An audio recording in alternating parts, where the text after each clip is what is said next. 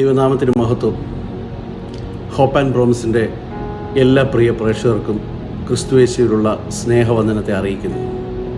സ്വന്തം ജീവനെ ദാനമായി നൽകി നമ്മെ കരുതുന്ന, നമ്മെ സ്നേഹിക്കുന്ന യേശു ക്രിസ്തുവിൻ്റെ സ്നേഹത്തെക്കുറിച്ച് പ്രതിപാദിക്കുന്ന സാക്ഷ്യങ്ങൾ നാം ഓരോരുത്തർക്കും അനുഗ്രഹപ്രദമായി തീരുന്നു എന്നറിഞ്ഞതിൽ ദൈവത്തെ സ്തുതിക്കുന്നു. ഇന്ന് നമ്മോട് തൻ്റെ ജീവിതാനുഭവങ്ങൾ പങ്കുവയ്ക്കാനായി എത്തിയിരിക്കുന്നത് സമൂഹത്തിൽ ഒറ്റപ്പെട്ടു പോയ, സഹജീവികളാൽ തള്ളപ്പെട്ടു പോയ എയ്ഡ്സ് രോഗികൾ, HIV ബാധിതർ, ലൈംഗിക തൊഴിലാളികൾ, ട്രാൻസ്ജെൻഡേഴ്സ്, ഇവരുടെ ഇടയിൽ അവരിൽ ഒരാളായി ജീവിച്ച് താൻ അറിഞ്ഞ യേശുക്രിസ്തുവിൻ്റെ സ്നേഹത്തിലൂടെ അവരെ കരുതുന്ന, സ്നേഹിക്കുന്ന ദൈവദാസനായ പാസ്റ്റർ വിനോദ് TG തൻ്റെ അനുഭവങ്ങൾ നമ്മളോട് പങ്കുവയ്ക്കാനായി നമ്മുടെ ക്ഷണം സ്വീകരിച്ച് ഇവിടെ ആയിരിക്കുന്നു. തൻ്റെ ജീവിതാനുഭവങ്ങൾ കേൾക്കുന്നത് നമുക്ക് ഓരോരുത്തർക്കും അനുഗ്രഹപ്രദമായി തീരട്ടെ എന്ന് ആശംസിച്ചുകൊണ്ട് ക്രിസ്തുയേശുവിൽ നിങ്ങളുടെ സഹോദരൻ ജോയ് മാവേലിക്കര. ദൈവനാമത്തിന് മഹത്വം ഉണ്ടാകട്ടെ. കാൽപ്പാടുകൾ എന്ന പ്രോഗ്രാമിലൂടെ കർത്താവ് എനിക്ക് നൽകിയ അനുഭവ സാക്ഷ്യം പറയുവാൻ കർത്താവ് നൽകിയ നല്ല ഭാഗ്യപദവിക്കായിട്ട് ഞാൻ നന്ദി പറയും. എൻ്റെ പേര് വിനോദ്. കേരളത്തിലെ തൃശ്ശൂർ ജില്ലയിലാണ് താമസിക്കുന്നത്. വിവാഹിതനാണ്. ഭാര്യ, ഒരു മകളുണ്ട്. കർത്താവിന്റെ വേലയിലായിരിക്കുന്നു. കേരളത്തിലെ 2 ജില്ലകളിലായിട്ടും അതുപോലെ തന്നെ മഹാരാഷ്ട്രയിലെ 2 ജില്ലകളിലായിട്ടും കർത്താവിന്റെ വേല ചെയ്തുകൊണ്ടിരിക്കുന്നു.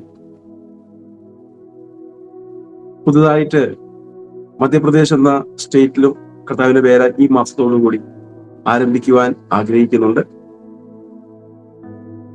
ഞാൻ ഈ പ്രോഗ്രാമിലേക്ക് വരാനുണ്ടായിട്ടുള്ള, അല്ലെങ്കിൽ എന്നെ ഈ പ്രോഗ്രാമിലേക്ക് ക്ഷണിക്കാനുള്ള പ്രധാന ഒരു കാരണം കർത്താവ് നൽകിയ ചില അനുഭവ സാക്ഷ്യങ്ങളാണ്. ഞാൻ മുന്നേ പറഞ്ഞല്ലോ, ഞാൻ തൃശ്ശൂര് ജില്ലക്കാരനാണ്. തൃശ്ശൂരാണ് എൻ്റെ താമസം. ഞാൻ തൃശ്ശൂര് 1ാം ക്ലാസ് മുതൽ 10ാം ക്ലാസ് വരെ തൃശ്ശൂര് താമസിച്ചിട്ടുള്ളൂ.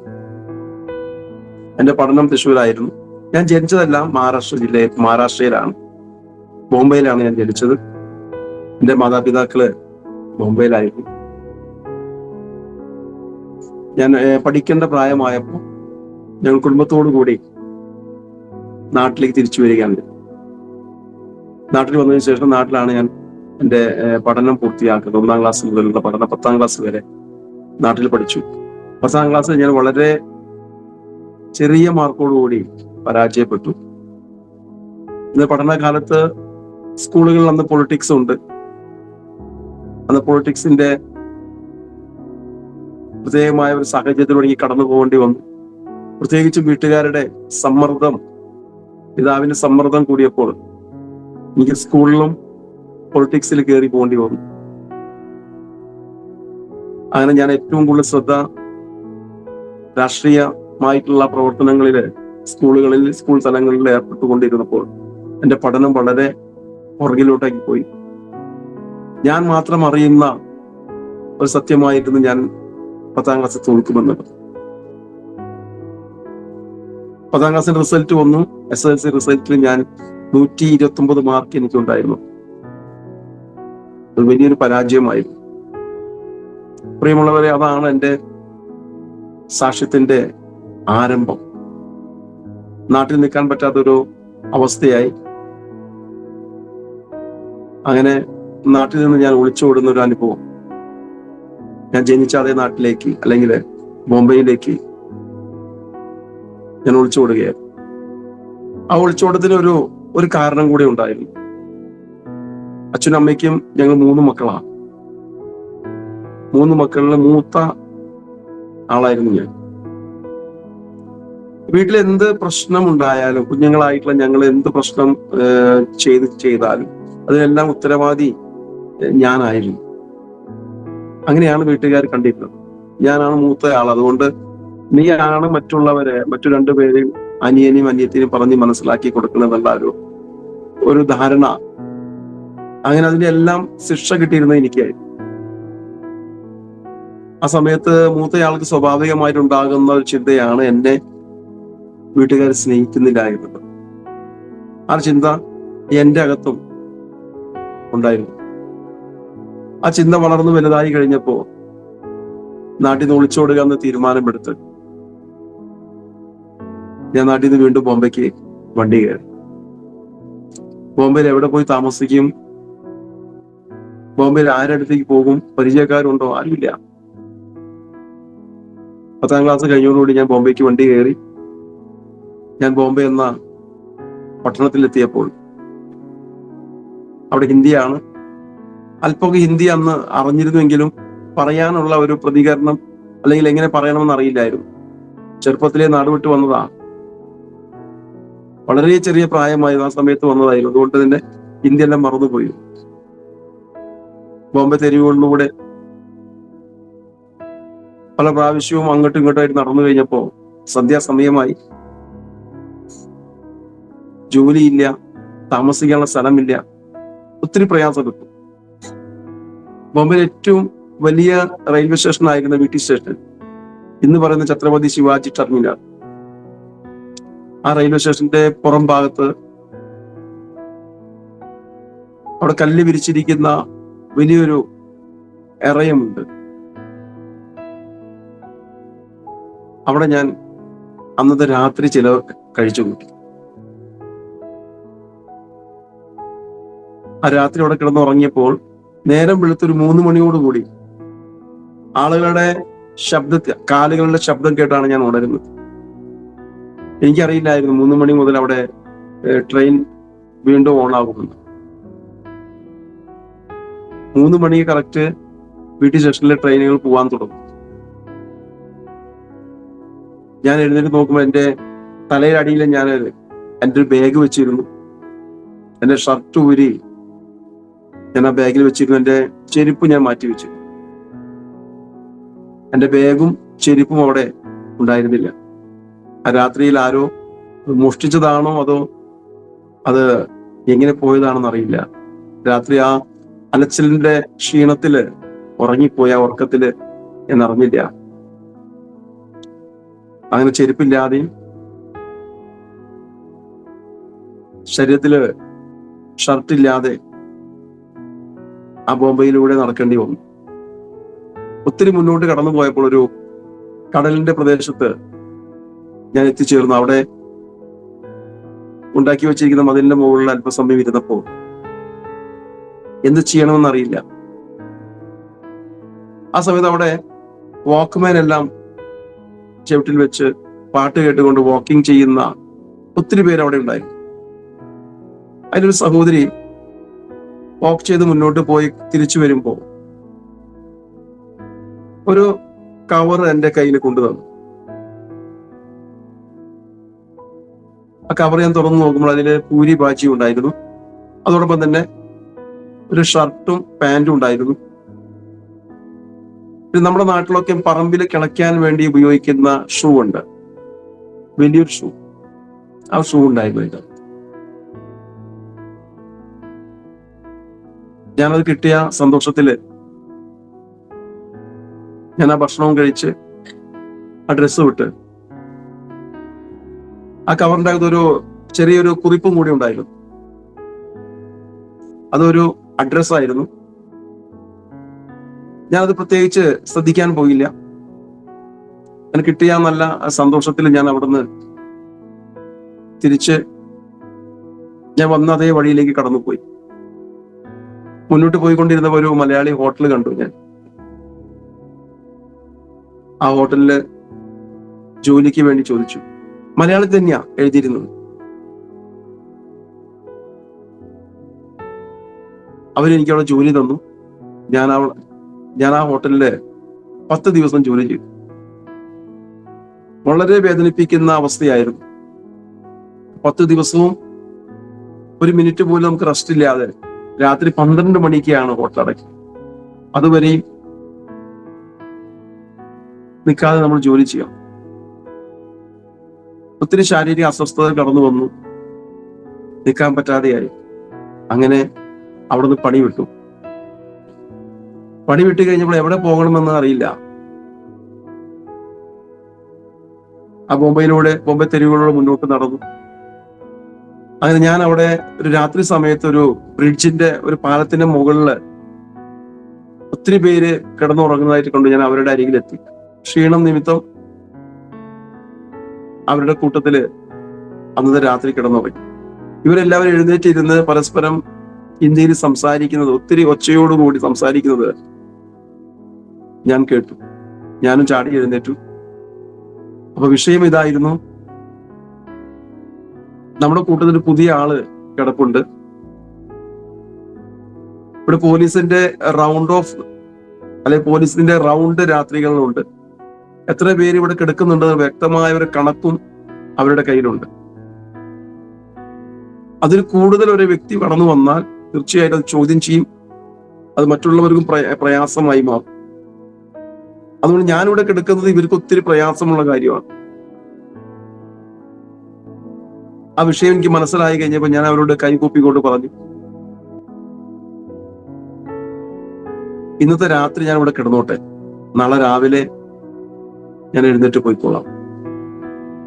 എനിക്കറിയാവുന്ന രീതിയിലും ശൈലിയിലും ഞാൻ അവരെ പറഞ്ഞ് മനസ്സിലാക്കി. അങ്ങനെ അന്നത്തെ രാത്രി അവിടെ കിടക്കാൻ അവർ സമ്മതിച്ചു. ആ രാത്രി ഞാൻ അവിടെ കിടന്നു. അതിരാവിലെ ആ റോട്ടിൽ കിടന്നിരുന്ന ആരും അവിടെ ഉണ്ടായിരുന്നില്ല, ഞാൻ ഒഴികെ. പിന്നീട് എനിക്ക് മനസ്സിലായി അവരെല്ലാവരും വിഷയാചകരും അതുപോലെ തന്നെ ബിൽഡിങ്ങിന്റെ ഇടയിലൊക്കെ പോയി കുപ്പിയും പാട്ടയും പറക്കുന്ന ഒരു കൂട്ടരായിരുന്നു. അതിലധികം പേരും ഭിക്ഷയാചകരായിരുന്നു. അതിരാവിലെ ഭിക്ഷയാചിക്കാൻ കടന്നു പോകും, വൈകിട്ടാകുമ്പോഴേക്കും തിരിച്ചു വരും. ഞാൻ ആ കൂട്ടത്തില് 3 മാസത്തോളം അവരുടെ കൂട്ടത്തില് അവരുടെ ഒരാളായി ഞാൻ അവിടെ കഴിഞ്ഞു. 1-2 ദിവസം കഴിഞ്ഞപ്പോഴേക്കും എന്നെ തിരിച്ചറിയാൻ പറ്റാത്ത, എനിക്ക് എന്നെ തന്നെ മനസ്സിലാക്കാൻ പറ്റാത്തൊരവസ്ഥയിലേക്കായി. ശരീരം മുഴുവൻ അഴുക്ക് നിറഞ്ഞു, പൊടിപടലങ്ങളും ഡ്രസ്സിന്റെ കളറ് പോലും മാറി. നമ്മുടെ അകത്തുണ്ടായിരുന്ന, നാട്ടിൽ നിന്ന് കടന്നു വരുമ്പോൾ ഉണ്ടായിരുന്ന സ്വപ്നങ്ങളും എല്ലാം മാറിപ്പോയി. 3 നേരം ഭക്ഷണം കഴിക്കുക എന്നുള്ളത്, 3 നേരം പോയി 1 നേരം ഭക്ഷണം കഴിക്കുക എന്നുള്ളത് തന്നെ ചിന്തിക്കാൻ പറ്റാത്തൊരു അവസ്ഥയിലേക്കായിരുന്നു. ചില നാളുകൾ എനിക്ക് ഭക്ഷണം പോലും അവിടെ ലഭിച്ചില്ല. ജോലിക്ക് എവിടെയെങ്കിലും പോയി ഒരു ഹോട്ടൽ ജോലിക്ക് കയറണമെന്ന് ആഗ്രഹമുണ്ട്. പക്ഷെ എന്റെ വസ്ത്രം കൊണ്ടോ അല്ലെങ്കിൽ എന്റെ അഴുക്ക് നിമിത്തം, ശരീരത്തിന്റെ അഴുക്ക് നിമിത്തം ഒരിക്കലും ആരും എന്നെ അടുത്ത് നിർത്തത്തില്ല. ഒത്തിരി വേദനയോടെ ഞാൻ അവിടെ കഴിഞ്ഞപ്പോൾ എനിക്ക് അവിടെ മനസ്സിലായ ഒരു സത്യം ഇതായിരുന്നു: ഈ എന്റെ കൂടെ കിടക്കുന്ന ഈ പ്രിയപ്പെട്ടവരെല്ലാവരും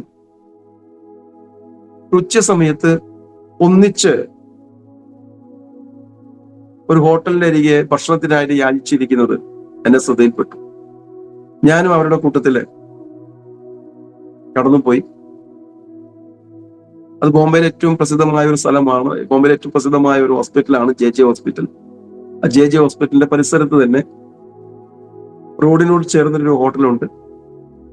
ആ ഹോട്ടലിന്റെ മുൻവശത്ത് ആ റോട്ടിൽ തന്നെ 20-25ഓളം പേര് ചേർന്നിരുന്നു കൊണ്ട് ഭിക്ഷ യാചിക്കുകയാണ്, ഭക്ഷണത്തിന് വേണ്ടി യാചിക്കുകയാണ്. ചില നല്ലവരായ ആളുകള് ആ ക്യാഷ് കൗണ്ടറിൽ കടന്നു വന്ന് ഒരു 10 പേർക്ക് ഭക്ഷണം കൊടുത്തോളം പറഞ്ഞു. പൈസ കൊടുത്തു പോകുമ്പോൾ അവിടെ ഇരിക്കുന്ന 10 പേർക്ക് ഭക്ഷണം ലഭിക്കും. ഞാനും അവിടെ ഉണ്ടായിരുന്ന ആളുകളൊക്കെയും ഞാൻ അവരുടെ കൂട്ടത്തിൽ പോയിരുന്ന് ആ ഭക്ഷണം വാങ്ങി കഴിച്ചിട്ടുണ്ട്. വേറെ നിവൃത്തിയില്ല. അന്ന് പ്രത്യേകിച്ച് സ്വപ്നങ്ങളൊന്നും തന്നെ ഇല്ല. ഒരു നേരം കഴിക്കുന്ന ഭക്ഷണം അത് 2 നേരം കിട്ടുകയാണെങ്കിൽ ഭാഗ്യം എന്ന് പറയുന്ന ഒരു അവസ്ഥയായിരുന്നു. അങ്ങനെ ഇരിക്കുന്ന സമയത്താണ് ഒരു ദിവസം ഞാൻ എന്റെ ശരീരത്തിലേക്ക് ഞാൻ തന്നെ ഒന്ന് നോക്കാൻ തുടങ്ങി. എന്റെ കൈയും കാണുന്ന ഈ ഭാഗങ്ങളെല്ലാം ഒരു കറുത്ത ഒരവസ്ഥയായിരുന്നു. കൈയുടെ പല ഭാഗങ്ങളും ഇങ്ങനെ നമ്മൾ തൊട്ട് കഴിയുമ്പോൾ ചെളി ഇങ്ങനെ കയ്യിലേക്ക് പോരും, പിരിഞ്ഞു പോരും. ഞാൻ അങ്ങനെ കൈ കൊണ്ട് ഇങ്ങനെ വിരലോണ്ട് പരസ്പരം ഇങ്ങനെ ചെളി കളഞ്ഞുകൊണ്ടിരിക്കും. അകത്ത് മുഴുവനും ചെറിയ ചെറിയ കുരുക്കള് കാണുന്ന ഒരു അനുഭവം ഉണ്ടായി.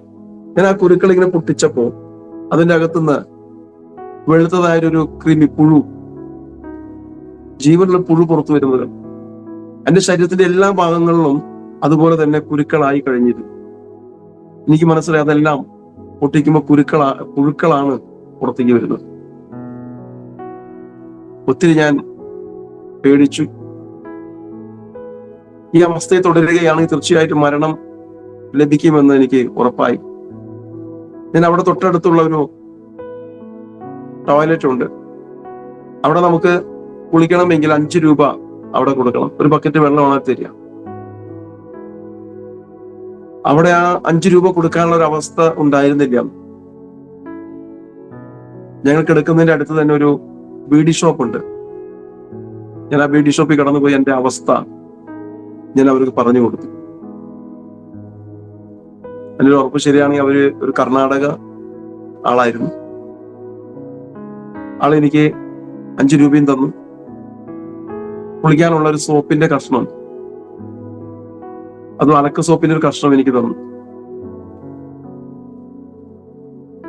ഞാനത് കൊണ്ടുവന്ന വാഷ്റൂമിൽ ഞാൻ വെള്ളം വാങ്ങി ആ ഒരു ബക്കറ്റ് വെള്ളത്തിൽ കുളിക്കുകയും അതോടൊപ്പം തന്നെ നമ്മുടെ ഡ്രസ്സ് അലക്കുകയും ചെയ്യണം.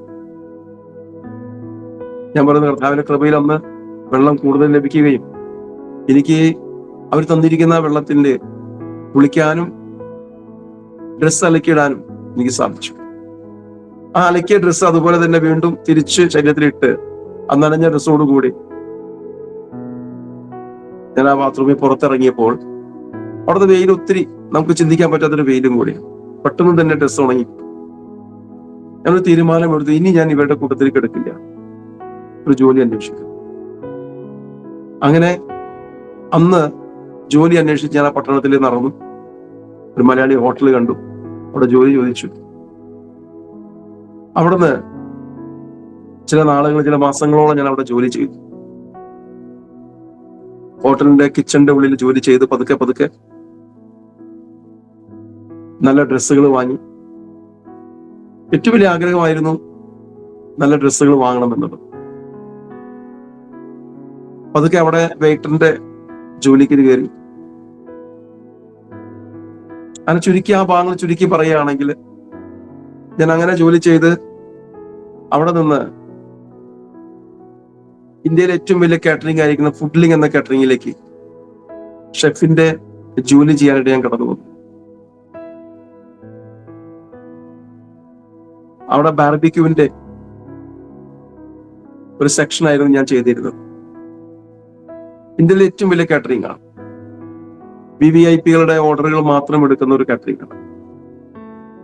ആ സമയത്ത് ഞാൻ സെപ്പറേറ്റ് താമസിക്കാനായിട്ടൊരു വാടകയ്ക്ക് ഒരു മുറി എടുത്തിരുന്നു. ഒരു കോളനി ആയിരുന്നു. ബോംബെയിലെ ബാൻഡ്ര റിക്ലമേഷൻ എന്ന് പറയുന്ന സ്ഥലത്ത് ഒരു കോളനിക്കകത്ത് ഒരു റൂം ഞാൻ വാടകയ്ക്ക് എടുത്ത് അവിടെ താമസിക്കുമായിരുന്നു. അങ്ങനെ അവിടെ ജോലി ചെയ്ത് മുന്നോട്ട് പോകുമ്പോൾ അവിടെയുള്ള ഒരു മഹാരാഷ്ട്രൻ ഒരു പെൺകുട്ടിയുമായി, ഒരു സ്ത്രീയുമായി എനിക്ക് പരിചയമുണ്ടായി. അവരുമായി വിവാഹം കഴിക്കാൻ ഞാൻ തീരുമാനമെടുത്തു. ചില നാളുകളായിട്ട് ഞങ്ങൾ ഒന്നിച്ച് സ്നേഹിച്ചു നടന്നു. അതിനുശേഷം ഞങ്ങൾ വിവാഹം കഴിക്കാൻ തീരുമാനമെടുത്തു. എന്നാൽ അവരുടെ വീട്ടുകാരൊന്നും അതിന് താല്പര്യമായിരുന്നില്ല, എതിരായിരുന്നു. ആ എതിരുകളൊന്നും നോക്കാതെ ഞങ്ങള് കോർട്ട് മാരേജ് ചെയ്ത് ഒന്നിച്ച് ജീവിക്കാൻ തീരുമാനിച്ചു. ആ സമയത്താണ് എനിക്ക് ഒരു കാര്യം സത്യമായത് മനസ്സിലായത്. ആ സഹോദരിയുടെ ഞാൻ വിവാഹം കഴിക്കാൻ പോകുന്ന എന്റെ ഭാര്യയുടെ ഒരു വിവാഹം കഴിഞ്ഞിട്ടുള്ളതാണ്. ഏതോ ഒരു അസുഖ നിമിത്തം ഹസ്ബൻഡ് മരിച്ചു പോയതാണ്. 4 മാസേ ഭർത്താവിന്റെ കൂടെ ജീവിച്ചിട്ടുള്ളൂ. ചെറിയ പ്രായത്തിൽ തന്നെ വിധവയാകേണ്ടി വന്നു. സ്നേഹത്തിന് അതൊരു വിഷയമായിരുന്നില്ല എന്റെ മുന്നിൽ. ഞാൻ ആദ്യം സൂചിപ്പിച്ചതുപോലെ സ്നേഹം കിട്ടാതെ ഞാൻ ബോംബെയിലേക്ക് ഒളിച്ചോടിയ വ്യക്തിയാണ്. ഞാൻ ആ വിഷയങ്ങളൊന്നും വലിയ കാര്യമായി എടുത്തില്ല. ഞങ്ങൾ ഒന്നിച്ച് വിവാഹം കഴിച്ച് ഒന്നിച്ച് ജീവിക്കാൻ ആരംഭിച്ചു. ഈ വിവരം എൻ്റെ നാട്ടിലുള്ള എൻ്റെ മാതാപിതാക്കൾ അറിഞ്ഞു. എന്നെ നാട്ടിലേക്ക് വിളിപ്പിച്ചു. ഞാൻ എൻ്റെ ഭാര്യയും കൂട്ടി നാട്ടിലേക്ക് വന്നു. ഭാര്യയ്ക്ക് മലയാളം അറിയില്ല, മറാഠിയും ഹിന്ദി ആയിരുന്നു. നാട്ടിൽ വന്ന ചില നാളുകൾ നാട്ടിൽ നിന്നതിന് ശേഷം ഞാൻ തിരിച്ച് ബോംബെയിലേക്ക് പോയി. കാരണം എനിക്ക് നല്ലൊരു ജോലിയുണ്ട്.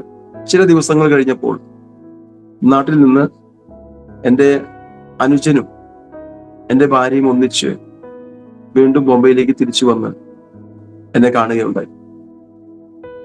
ആ സമയത്ത് എൻ്റെ അനിയൻ എൻ്റെ കയ്യിൽ അച്ഛൻ തന്നതാണെന്ന് പറഞ്ഞൊരു കത്ത് എനിക്ക് തന്നു.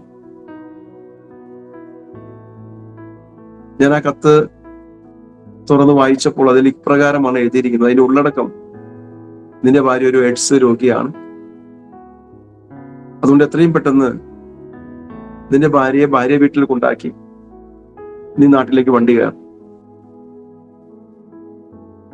അത് കേട്ട അല്പസമയം എന്ത് ചെയ്യണമെന്ന് അറിയാതൊരു വേദനയുണ്ടായി. പിന്നീട് ഞാൻ അനിയനെ പറഞ്ഞു വിട്ട് ഭാര്യയുമായിട്ട് ഒന്നിച്ച് അല്പസമയം വേദനയോടെ ഞങ്ങൾ ചെലവിട്ടു. ഒരു തീരുമാനമെടുക്കാൻ പറ്റാതെ ഒത്തിരി പ്രയാസപ്പെട്ടു. എന്റെ ഭാര്യയുടെ വയറ്റിൽ എന്റെ കുഞ്ഞുണ്ട്. ഒരു പുതിയ ജീവിതം ആരംഭിക്കാൻ ഞങ്ങള് തുടങ്ങിയതാ. എന്തു തന്നെയായാലും എന്നെ വിശ്വസിച്ച് ഇറങ്ങി തിരിച്ചതാ. ഒന്നിച്ച് തന്നെ ജീവിക്കാൻ ഞങ്ങൾ തീരുമാനിച്ചു. പ്രിയമുള്ളവരെ, ആ സമയത്ത് എന്റെ ഭാര്യ പൂർണ്ണ ഗർഭിണിയായിരുന്നു. ചില ദിവസം കഴിഞ്ഞപ്പോഴേക്കും എന്റെ ഭാര്യ പ്രസവിച്ചു. നല്ലൊരു പെൺകുഞ്ഞായിരുന്നു. ദൈവത്തിന് മകൻ. അന്ന് ഞാൻ ഒരിക്കലും ദൈവത്തെ അറിഞ്ഞിട്ടില്ല. എന്റെ അകത്തുണ്ടായിരുന്ന ദൈവം എന്ന് പറഞ്ഞാൽ ഹിന്ദു ആചാരപ്രകാരമുള്ള ദൈവങ്ങളായിരുന്നു. അതുപോലെ തന്നെ കേരളത്തിലെ കൊല്ലം വള്ളിക്കാവില് മാതാ അമൃതാനന്ദമയി ദേവി എന്ന് പറയുന്ന ഒരു സ്ത്രീ ഇരിപ്പുണ്ട്. അതായിരുന്നു എന്റെ ദൈവം. ആരോടും പറയാതെ ചില ദിവസങ്ങള് ഞാനവിടെ കടന്നുപോയി ശരണത്തിൽ ഇരുന്നുകൊണ്ട് ചില നാളുകൾ ഞാനവിടെ കഴിച്ചു കൂട്ടിയിരുന്നു. ബ്രഹ്മചാരിയായിട്ട് കഴിച്ചു കൂട്ടിയിരുന്നു. അതെല്ലാമായിരുന്നു എന്റെ കാഴ്ചപ്പാടിലെ ദൈവങ്ങള്. ഞാൻ അറിയുന്ന ദൈവങ്ങളെല്ലാം വിളിച്ചു. നല്ലൊരു പെൺകുഞ്ഞ ദൈവം എനിക്ക് തന്നു. നിർഭാഗ്യം എന്ന് പറയട്ടെ, ചില മാസങ്ങൾ കഴിഞ്ഞപ്പോഴേക്കും 1.25 മാസം കഴിഞ്ഞപ്പോഴേക്കും എന്റെ കുഞ്ഞ് ശാരീരികമായി ഒത്തിരി പ്രയാസത്തിലായി. രോഗം മൂർച്ഛിക്കാൻ തുടങ്ങി. കുഞ്ഞിനടുത്തുള്ള ഒരു ആശുപത്രിയിൽ ഞങ്ങള് അഡ്മിറ്റ് ചെയ്തു. അവിടെ ടെസ്റ്റുകൾ ചെയ്ത് കഴിഞ്ഞപ്പോൾ റിസൾട്ട് വന്നു, ഈ കുഞ്ഞിന് HIV പോസിറ്റീവ് ആണ്. എത്രയും പെട്ടെന്ന് കുഞ്ഞിന്റെ പിതാവിനെയും മാതാവിനെയും ടെസ്റ്റ് ചെയ്യണം. അതിനുവേണ്ടി എന്നെയും അവർ നിർബന്ധിക്കാൻ തുടങ്ങി. ആ കാലഘട്ടത്തിൽ HIV അല്ലെങ്കിൽ എയ്ഡ്സ് എന്ന് പറഞ്ഞാൽ ഒത്തിരി ഭയാനകമായിരുന്നു. സ്വാഭാവികമായും സമൂഹത്തിനിടയിൽ ഒരു പ്രചരണമുണ്ട്, അല്ലെങ്കിൽ ലോകക്കാരുടെ ഇടയിൽ പ്രചരണമുണ്ട്. HIV വന്നു കഴിഞ്ഞാൽ, എയ്ഡ്സ് വന്നു കഴിഞ്ഞാൽ സർക്കാരിന്റെ ഒരു തുരങ്കമുണ്ട്, അല്ലെങ്കിൽ ഒരു ജയിലുണ്ട്. ആ ജയിലിനടുത്ത് അടയ്ക്കും. പിന്നെ ഒരിക്കലും പുറം ലോകം കാണാൻ പറ്റത്തില്ല. ഇങ്ങനെ തെറ്റായിട്ടുള്ള ഒരു ചിന്ത അല്ലെങ്കിൽ ഒരു അറിവ് അന്ന് എല്ലാവരുടെ ഉള്ളിലുണ്ട്. അത് എൻ്റെ ഉള്ളിലുണ്ടായിരുന്നു. അതുകൊണ്ട് തന്നെ എന്നെയും ബ്ലഡ് ടെസ്റ്റ് ചെയ്യണമെന്ന് ഭയം കൊണ്ട് ഞങ്ങളുടെ 1.25 മാസം പ്രായമുള്ള ആ കൈക്കുഞ്ഞിനെ ഡിസ്ചാർജ് ചെയ്യാതെ തന്നെ, ഹോസ്പിറ്റലിൽ ഡിസ്ചാർജ് ചെയ്യാതെ തന്നെ ഞങ്ങൾ ആ കൈക്കുഞ്ഞിനെയും കൊണ്ട് ആ ഹോസ്പിറ്റലിൽ നിന്ന് ഞങ്ങൾ ഓടിപ്പോന്നു. വീട്ടിൽ വന്ന് 1-2 ദിവസം കഴിഞ്ഞപ്പോൾ ഒത്തിരി പനി മൂർച്ഛിച്ച് എന്റെ ഭാര്യയുടെ മടിയിൽ കിടന്നുകൊണ്ട് ആ കുഞ്ഞ് ഞങ്ങളെ വിട്ട് കിടന്നു.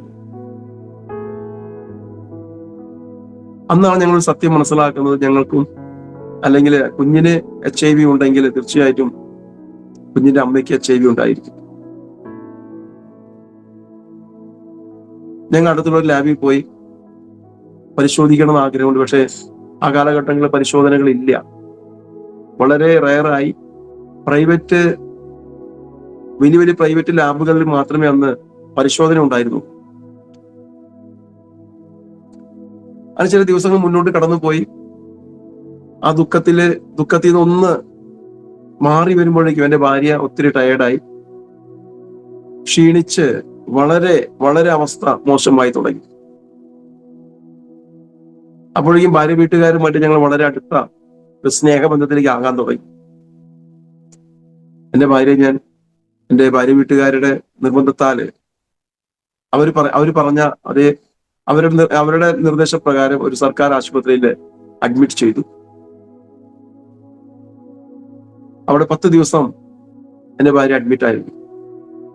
എന്താണ് അസുഖം എന്ന് ഡോക്ടർക്കും പരിശോധിക്കുന്ന ആർക്കും മനസ്സിലാകുന്നില്ല. ബ്ലഡ് ടെസ്റ്റുകൾ ചെയ്തു, പനി മാറുന്നില്ല, തലവേദന മാറുന്നില്ല.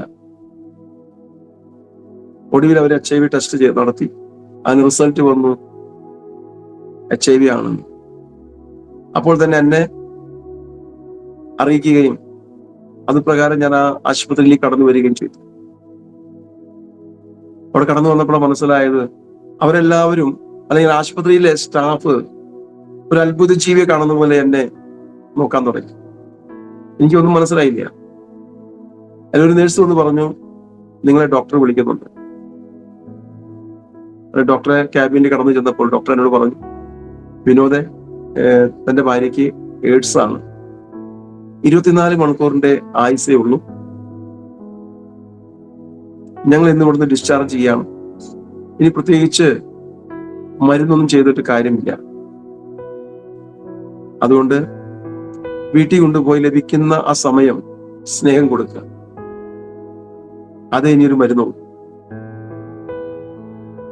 ഞാൻ ഡോക്ടറുടെ മുമ്പിലെ കൈകൂപ്പിക്കൊണ്ട് പറഞ്ഞു, സാറേ, സ്വന്തമായിട്ട് വീടില്ല, മരണം വരെ ഇവിടെ വെച്ചുകൂടെ, ഇവിടെ നിർത്തിക്കൂടെ? അവരെന്നോട് പറഞ്ഞത്, ഈ ആശുപത്രിയിലെ മറ്റു അഡ്മിറ്റ് ആയിരിക്കുന്ന പേഷ്യൻസ് പറയുന്നത്, ഈ സ്ത്രീ ഇവിടെ കിടക്കുന്നുണ്ടെങ്കിൽ ഞങ്ങൾ എല്ലാവരും ഡിസ്ചാർജ് ആയി പോകും. പ്രിയമുള്ളവരെ, ഇന്ന് ഞാൻ കേരളത്തിലെ HIV അവയർനെസ് ചെയ്യുന്ന കേരള സ്റ്റേറ്റ് എയ്ഡ്സ് കൺട്രോൾ സൊസൈറ്റിയുടെ സ്പീക്കറും കൂടിയാണ്. കേരളത്തിന് പുറത്തും HIV എയ്ഡ്സിന്റെ അവയർനെസ് ഞാൻ കൊടുക്കുന്നുണ്ട്. കേരള സ്റ്റേറ്റിന്റെ തന്നെ കേരള സ്റ്റേറ്റ് എയ്ഡ്സ് കൺട്രോൾ സൊസൈറ്റിയുടെ ഒത്തിരി ട്രെയിനിങ്ങുകൾ ഞാൻ അറ്റൻഡ് ചെയ്തിട്ടുണ്ട്. അതിലൂടെയാണ് എനിക്ക് ഇങ്ങനെ ഒരു വർക്ക് ചെയ്യാനായിട്ട് സാധിക്കുന്നത്. അതിലെല്ലാം പറയുന്നത്, ഒരു വ്യക്തിക്ക് HIV ഉണ്ട് എന്ന് ലാബ് ടെക്നീഷ്യന് മനസ്സിലായി കഴിഞ്ഞാൽ, ബ്ലഡ് സാമ്പിളിലൂടെയാണ്, രക്തത്തിന്റെ സാമ്പിളിലൂടെയാണ് മനസ്സിലായി കഴിഞ്ഞാൽ, ആ ഡോക്ടറും ആ പേഷ്യന്റും അല്ലാതെ മറ്റാരും, പേഷ്യന്റിന്റെ കൂടെ വന്നിട്ടുള്ളവരോ മറ്റാരും തന്നെ ഇത് അറിയാൻ പാടില്ല. അത്ര രഹസ്യമായി സൂക്ഷിക്കേണ്ടതാണ്. അന്ന് അതിന് പ്രത്യേകിച്ച് ആരോഗ്യ വകുപ്പിലുള്ളവർ പ്രത്യേകിച്ച് അതിന് ഒരു പ്രാധാന്യം കൊടുക്കാത്തത് കൊണ്ട് ആ വാർഡിൽ കിടക്കുന്ന എല്ലാവർക്കും അത് അറിയാൻ സാധിച്ചു, ഈ കിടക്കുന്ന സ്ത്രീക്ക് HIV ആണെന്ന്.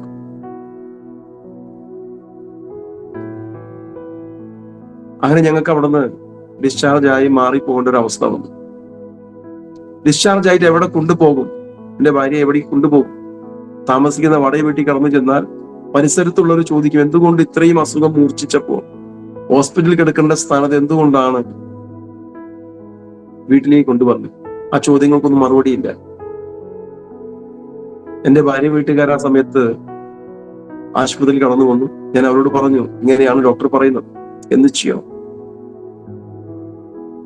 അവര് മഹാരാഷ്ട്രൻസ് ആയതുകൊണ്ട് അവർക്ക് പ്രത്യേക ഒരു മുൻഗണന അവിടെ ഉണ്ടാകുമെന്ന് ഞാൻ വിശ്വസിച്ചു. എന്റെ ഭാര്യയുടെ അമ്മ എന്നോട് പറഞ്ഞത്, വിനു, നമുക്ക് ഡോക്ടറെ കുറച്ച് പൈസ കൊടുത്തിട്ട് ഇഞ്ചക്ഷൻ ചെയ്ത് കൊന്നുകളയാം. പ്രിയമുള്ളവരെ, ഞാൻ ഇത്രയും എന്റെ ചെറുപ്പത്തിലെ ജീവിതാനുഭവങ്ങൾ പറഞ്ഞത്, എന്റെ തുടക്കത്തിലെ ജീവിതാനുഭവങ്ങൾ പറഞ്ഞത്, HIV എന്ന മാരകമായ വൈറസ് മനുഷ്യന്റെ ശരീരത്തിൽ വന്നു കഴിയുമ്പോൾ നമ്മുടെ കുടുംബത്തിൽ നമ്മളെ ഏറ്റവും കൂടുതൽ സ്നേഹിക്കുന്നവരുണ്ടായിരിക്കും, നമ്മളെ ആയിരിക്കും ഏറ്റവും കൂടുതൽ സ്നേഹിക്കുന്നത്. എന്നാൽ ഈ വൈറസിന് നമ്മുടെ ശരീരത്തെ സ്വാധീനിച്ചു എന്ന് മനസ്സിലായി കഴിയുമ്പോൾ നമ്മളെ സ്നേഹിച്ചവരെല്ലാം നമ്മളിൽ നിന്നും മാറിപ്പോകും. പെറ്റ അമ്മ പോലും ഇഞ്ചക്ഷൻ ചെയ്ത് കൊന്നുകളയാൻ പറഞ്ഞ ഒരു അനുഭവം. യെശയ്യാ പ്രവാചകന്റെ പുസ്തകത്തിൽ തിരുവചനത്തിൽ പറയുന്നുണ്ട്, മുല കുടിക്കുന്ന കുഞ്ഞിനെ അമ്മയ്ക്ക് മറക്കാനാകുന്നു, അവൾ മറന്നാലും ഞാൻ നിന്നെ മറക്കില്ല. ഇന്ന് സോഷ്യൽ മീഡിയയിലൂടെ നമുക്ക് ഒത്തിരി കാര്യങ്ങൾ അറിയാൻ പറ്റുന്നുണ്ട്.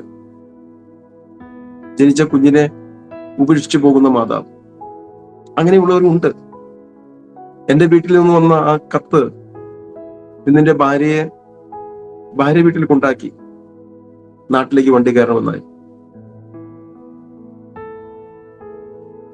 ഭാര്യ വീട്ടിൽ നിന്ന് അങ്ങനെ ഒരു നിർദ്ദേശം ലഭിച്ചപ്പോ, ഇഞ്ചക്ഷൻ ചെയ്ത് കൊന്നുകളയാമെന്ന് നിർദ്ദേശം ലഭിച്ചപ്പോൾ ഇനി അവരിതൊന്നും പ്രത്യേകിച്ച് പ്രതീക്ഷിക്കാനില്ല എന്ന് ഞാൻ മനസ്സിലാക്കി.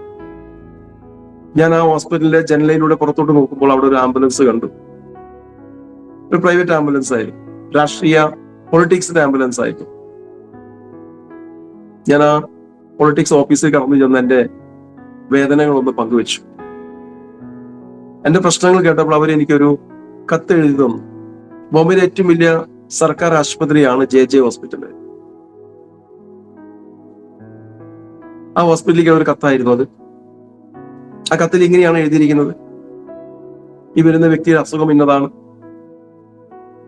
ഈ വ്യക്തിയെ അവിടെ അഡ്മിറ്റ് ചെയ്ത് മുന്നോട്ടുള്ള ചികിത്സ കൊടുക്കണമെന്നായിരുന്നു ആ കത്തിലുണ്ടായിരുന്നു. അത് ശിവസേനയുടെ ലെറ്റർ ഹെഡിലാണ് എനിക്ക് ആ കത്ത് തന്നത്. അതോടൊപ്പം തന്നെ എനിക്കൊരു ആംബുലൻസും അവരുടെ ഓഫീസിന് മുമ്പിലുള്ള ആംബുലൻസിൽ എനിക്ക് അവരെ ഏർപ്പാടാക്കി തന്നു.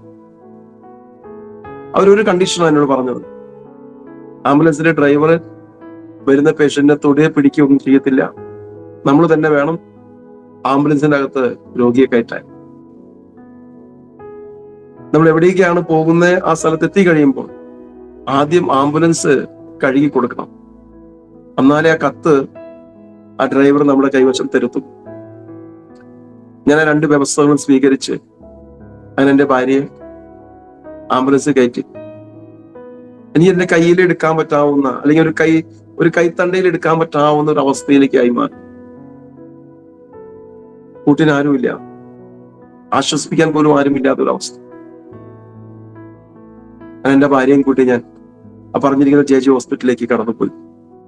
ആ JJ ഹോസ്പിറ്റലിന്റെ പരിസരത്തായിരുന്നു ഞാൻ ആദ്യ കാലഘട്ടങ്ങളിൽ ഭക്ഷണത്തിന് വേണ്ടി ഭിക്ഷ യാചിച്ചിരുന്നത്. അവിടെ കടന്നു ചെന്ന് ആ JJ ഹോസ്പിറ്റലിലെ കോമ്പൗണ്ടിൽ എത്തിക്കഴിഞ്ഞപ്പോൾ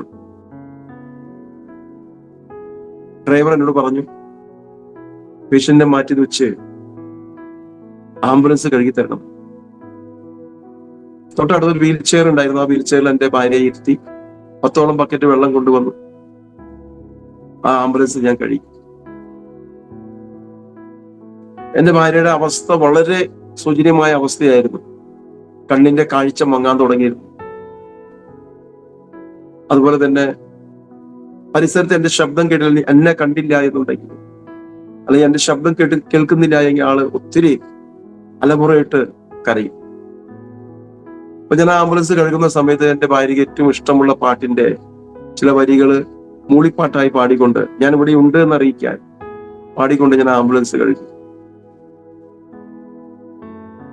അങ്ങനെ ആ ഹോസ്പിറ്റലിൽ ലെറ്റർ കാണിച്ച് ഹോസ്പിറ്റൽ അഡ്മിറ്റ് ചെയ്തു. പരിശോധിച്ച ഡോക്ടർ പറഞ്ഞത് 24 മണിക്കൂറേ ആയുസുള്ളൂ എന്ന്. ആദ്യം ഉണ്ടായിരുന്ന അതേ ആശുപത്രിയിൽ 24 മണിക്കൂർ ആയുസ് ഉണ്ടാവുള്ളൂ എന്ന് പറഞ്ഞ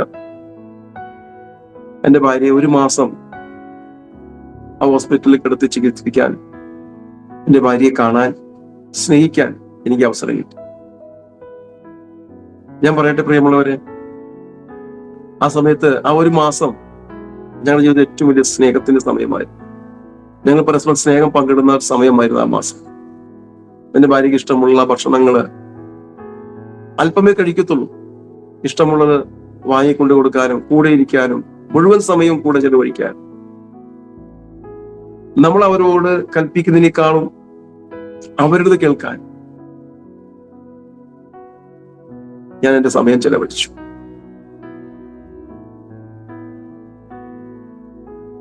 ഒരു മാസം പൂർണ്ണമായി, ഒരു മാസം തികഞ്ഞപ്പോൾ 25-ാം തീയതിയാണ് ഞാൻ ആ ആശുപത്രിയിൽ അഡ്മിറ്റ് ചെയ്യുന്നത്. അടുത്ത 25-ാം തീയതി ആയപ്പോൾ, ഒരു മാസം തികഞ്ഞപ്പോൾ എന്റെ ഭാര്യ എന്നോട് പറഞ്ഞു, ഇവിടെ ചികിത്സ കൊണ്ട് പ്രത്യേകിച്ച് നമുക്ക് ഗുണമൊന്നുമില്ല, എന്റെ അവസ്ഥ എനിക്കറിയാം, അതുകൊണ്ട് നമുക്ക് നമ്മുടെ വീട്ടിലേക്ക് പോകണം. എന്റെ ഭാര്യയുടെ നിർബന്ധപ്രകാരം ഞാൻ അവിടുന്ന് ഡിസ്ചാർജ് ചെയ്ത് ഞാൻ ഭാര്യയെ റൂമിലേക്ക് കൊണ്ടുവന്നു. കടന്നു വന്ന് 2 ദിവസം കഴിഞ്ഞപ്പോഴേക്കും എന്റെ ഭാര്യയെ ലോകത്തോട് വിട്ട് യാത്ര ചെയ്തു. പ്രിയമുള്ളതിനു ശേഷം ഞാൻ ഒറ്റപ്പെട്ടു. ഒത്തിരി വേദനയോടെ ഒരു അനുഭവമായിരുന്നു അത്. മകൾ നഷ്ടപ്പെട്ടു, ഏറ്റവും കൂടുതൽ എന്നെ സ്നേഹിച്ചിരുന്ന ഭാര്യയെ നഷ്ടപ്പെട്ടു. വീണ്ടും പഴയ അനുഭവത്തിലേക്ക്, പറഞ്ഞ് മനസ്സിലാക്കി തരാൻ ഒരാളില്ല, നിയന്ത്രിക്കാൻ ഒരാളില്ല, ഒരവസ്ഥയിലേക്ക് വീണ്ടും മറി. ചില നാളുകൾ കഴിഞ്ഞപ്പോഴേക്കും ഞാനും അതേ അവസ്ഥയിലേക്കായി. മകളെയും ഭാര്യയും നോക്കാൻ ഞാനുണ്ടായിരുന്നു, എന്നാൽ എന്റെ അവസ്ഥ അങ്ങനെയായിരുന്നു.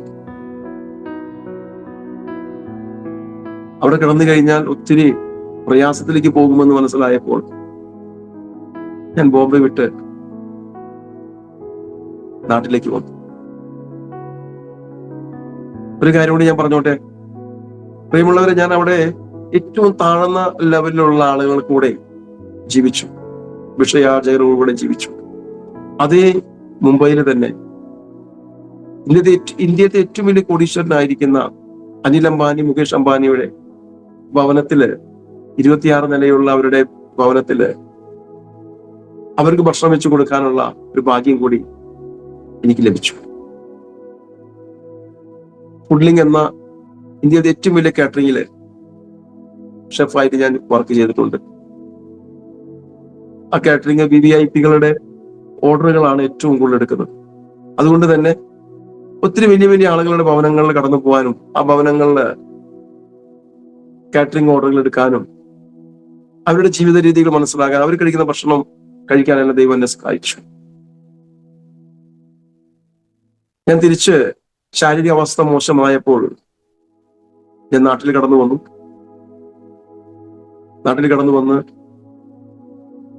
എന്റെ അച്ഛനും അമ്മയും സഹോദരിയുടെ വിവാഹം കഴിഞ്ഞു. സഹോദരൻ വീട്ടിലുണ്ട്. അങ്ങനെ അവരുടെ കൂട്ടത്തില് ഞാൻ ആ വീട്ടിൽ കഴിച്ചു കൂട്ടി. ആ ചെറിയ കുടിലിന്റെ അകത്ത് വന്ന് കിടക്കുമ്പോൾ എന്റെ അച്ഛന് ഒത്തിരി ഭയമായിരുന്നു, ഈ അസുഖം ഞങ്ങൾക്കും പകരുമോ. ഒത്തിരി പ്രയാസത്തിലൂടെ ഞാൻ ചില ദിവസങ്ങൾ അവിടെ കഴിച്ചു കൂട്ടി. ഞാൻ എന്നെ തന്നെ പരിശോധനയ്ക്കായിട്ട് പോയിട്ടില്ല. അങ്ങനെ വീട്ടുകാരുടെ നിർബന്ധപ്രകാരം തൃശ്ശൂർ മെഡിക്കൽ കോളേജില് ഞാൻ എന്റെ ബ്ലഡ് സാമ്പിൾ കൊടുത്തു. അങ്ങനെ റിസൾട്ട് വന്നു, HIV പോസിറ്റീവാണ്. പ്രിയമുള്ളത്, ഞങ്ങൾ എന്തുകൊണ്ട് അല്ലെങ്കിൽ എങ്ങനെയാണ് HIV ബാധിതരായത് എന്ന് എന്റെ വൈഫിന്റെ HIV റിസൾട്ട് വന്നപ്പോൾ ഞങ്ങൾ പരിശോധിച്ച് ഞങ്ങൾ ഒരു കാര്യം മനസ്സിലായത്, എന്റെ ഭാര്യ ആദ്യം ഒരു വിവാഹം ചെയ്തിട്ടുണ്ടായിരുന്നു. 4 മാസത്തോളം വ്യക്തിയുടെ കൂടെ ജീവിച്ചതാണ്. ആ വ്യക്തി ഏതോ രോഗത്താലാണ് മരണപ്പെട്ടത്. അതെന്താണെന്ന് ആർക്കും അറിയില്ലായിരുന്നു. പിന്നീട് അത് മനസ്സിലായത് അവരൊരു HIV പേഷ്യന്റ് ആയിരുന്നു എന്ന്. അവരിൽ നിന്ന് എന്റെ ഭാര്യയ്ക്ക് അത് ലഭിച്ചിട്ടുണ്ട്. അതായത് അതിന്റെ ആരംഭം. ഞാൻ എന്റെ റിസൾട്ട് എന്റെ കയ്യിൽ കിട്ടിയപ്പോൾ എനിക്ക് പ്രത്യേകിച്ച് അതിനൊരു പ്രയാസം തോന്നിയില്ല. കാരണം ചില വർഷം മുമ്പേ എന്റെ മകള് മരിച്ചപ്പോഴും ഭാര്യ കടന്നു പോയപ്പോഴൊക്കെ ഞാൻ ഉറപ്പിച്ചിട്ടുണ്ട് അത് എനിക്ക് ഉണ്ട് എന്ന്. കാരണം എന്റെ ശരീരവും ക്ഷീണിക്കാൻ തുടങ്ങി. 60 കിലോത്തോളം വെയിറ്റ് ഉണ്ടായിരുന്ന ഞാൻ ഒരു 34 കിലോ തൂക്കമായി മാറി. എന്റെ ഭാര്യയെ എടുക്കാൻ പറ്റാവുന്ന ഒരു അവസ്ഥയിലേക്ക് ഞാനും എത്തിത്തീർന്നു. എന്റെ ശരീരത്തിന്റെ ഏത് ഭാഗത്ത് തൊട്ട് കഴിഞ്ഞാൽ, എന്റെ കൈമിലൊക്കെ തൊട്ട് കഴിഞ്ഞാൽ കൈയുടെ തൊലി ഊരിപ്പോരുന്നൊരു അനുഭവം.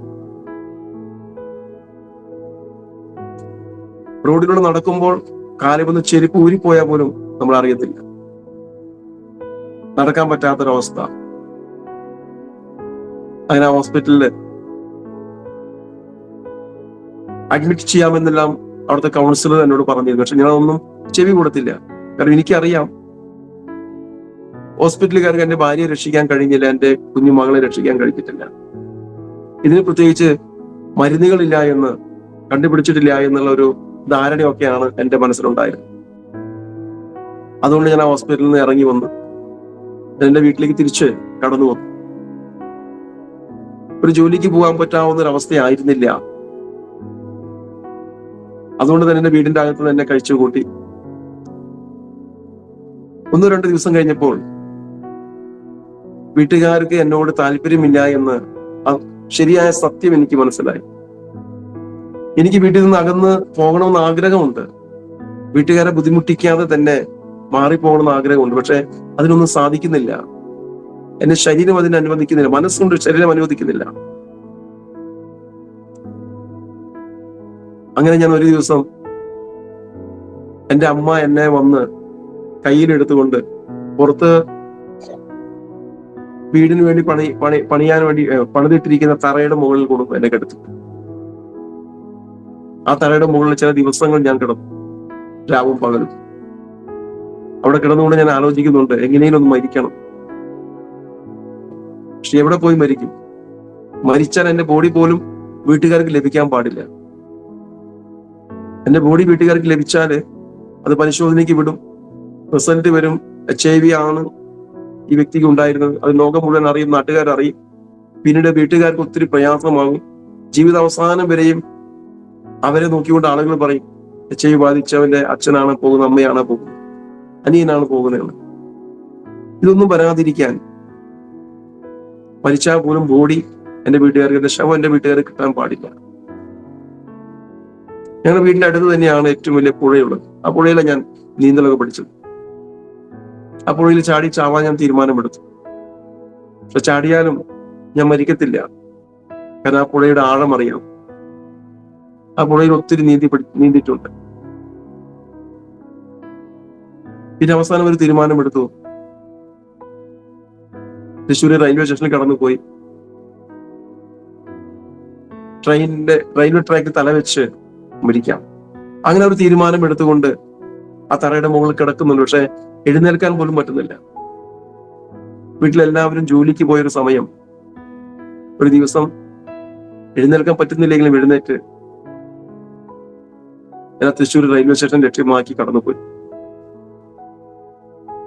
മറ്റൊരു ചിന്തകളുമില്ല, മരിക്കണമെന്ന് മാത്രമേ ഉള്ളൂ.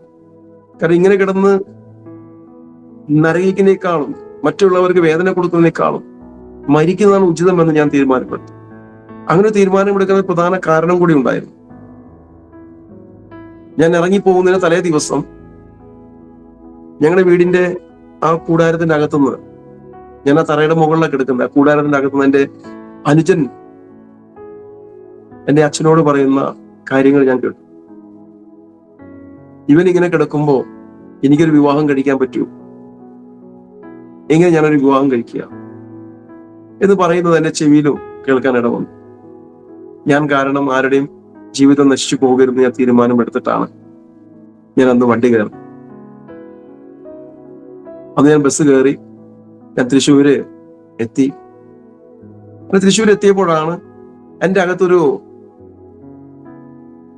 തൃശ്ശൂർ മെഡിക്കൽ കോളേജിൽ നിന്ന് ലാബ് ടെക്നീഷ്യൻ അല്ലെങ്കിൽ അവിടുത്തെ കൗൺസിലർ പറഞ്ഞിട്ടുള്ള 1-2 കാര്യങ്ങൾ എന്റെ ചെവിയിൽ വീണ്ടും, എന്റെ ശ്രദ്ധയിൽ വീണ്ടും വന്നത്, എന്റെ ഓർമ്മയിൽ പിന്നെയും വന്നത്. വിനോദ്, HIV മെഡിസിൻ ഉണ്ട്. വിനോദിന്റെ 1-2 ടെസ്റ്റുകൾ നടത്തി കഴിഞ്ഞാൽ വിനോദിന്റെ ഇമ്മ്യൂണിറ്റി പവറിന്റെ അല്ലെങ്കിൽ പ്രതിരോധ ശേഷിയുടെ അളവ് മനസ്സിലാക്കി അതിന് വേണ്ട ക്രമീകരണങ്ങൾ ചെയ്യാൻ പറ്റും, വിനോദിന് മുന്നോട്ട് ജീവിക്കാൻ പറ്റും എന്നുള്ള ആ ഒരു എന്നോട് പറഞ്ഞ കാര്യം ഇപ്പോഴാണ് എന്റെ ഓർമ്മയിൽ വീണ്ടും കടന്നു പോകും. ഞാനൊരു തീരുമാനമെടുത്തു, എന്ത് തന്നെയായാലും മരിക്കാൻ പോകുകയാണ്. മെഡിക്കൽ കോളേജിൽ പോയി വീണ്ടും ആ കൗൺസിലറെ കണ്ട് വ്യക്തമായിട്ടൊരു വിശദീകരണം ചോദിച്ചതിന് ശേഷം തിരിച്ചു വന്ന് മരിക്കാം. അങ്ങനെ വീണ്ടും തൃശ്ശൂർ മെഡിക്കൽ കോളേജിലേക്ക് ഞാൻ കടന്നുപോയി. അതായിരുന്നു എൻ്റെ ജീവിതത്തിന്റെ ഒരു പുതിയ ആരംഭം. അവിടെ കടന്നു ചെന്നപ്പോൾ അവിടെ ഉണ്ടായിരുന്ന ആ കൗൺസിലർ HIV ബാധിതനായ ഒരു മനുഷ്യൻ എന്റെ മുമ്പിൽ കൊണ്ട് പറഞ്ഞു. എന്നോട് പറഞ്ഞു, വിനോദ് ഈ വ്യക്തിയോട് സംസാരിക്കും. ആ വ്യക്തിക്കുണ്ടായ അനുഭവങ്ങൾ എന്നോട് പറഞ്ഞു. അതിനുശേഷം ആ വ്യക്തി വളരെ സന്തോഷത്തോടെ എന്നോട് പറഞ്ഞു, ഇന്ന് സന്തോഷമായി ജീവിക്കുന്നു ഞാൻ, ഇതിന് വേണ്ട മരുന്നുകളുണ്ട്. പൂർണ്ണമായിട്ട് മാറ്റാൻ സാധിച്ചില്ലെങ്കിലും നമ്മുടെ ശരീരത്തില് വേണ്ടാത്ത എല്ലാ ദുശ്ശീലങ്ങളും മാറ്റി നല്ല രീതിയിൽ ജീവിക്കുകയാണെങ്കിൽ ശരീരത്തിന്റെ അകത്ത് HIV വൈറസിന്റെ അളവിനെ കൂട്ടാതെയും ശരീരത്തിന്റെ അകത്തുള്ള വൈറസിന്റെ പ്രവർത്തനങ്ങളെ ഇല്ലാതെയാക്കുവാനും ഈ മെഡിസിന് സാധിക്കും.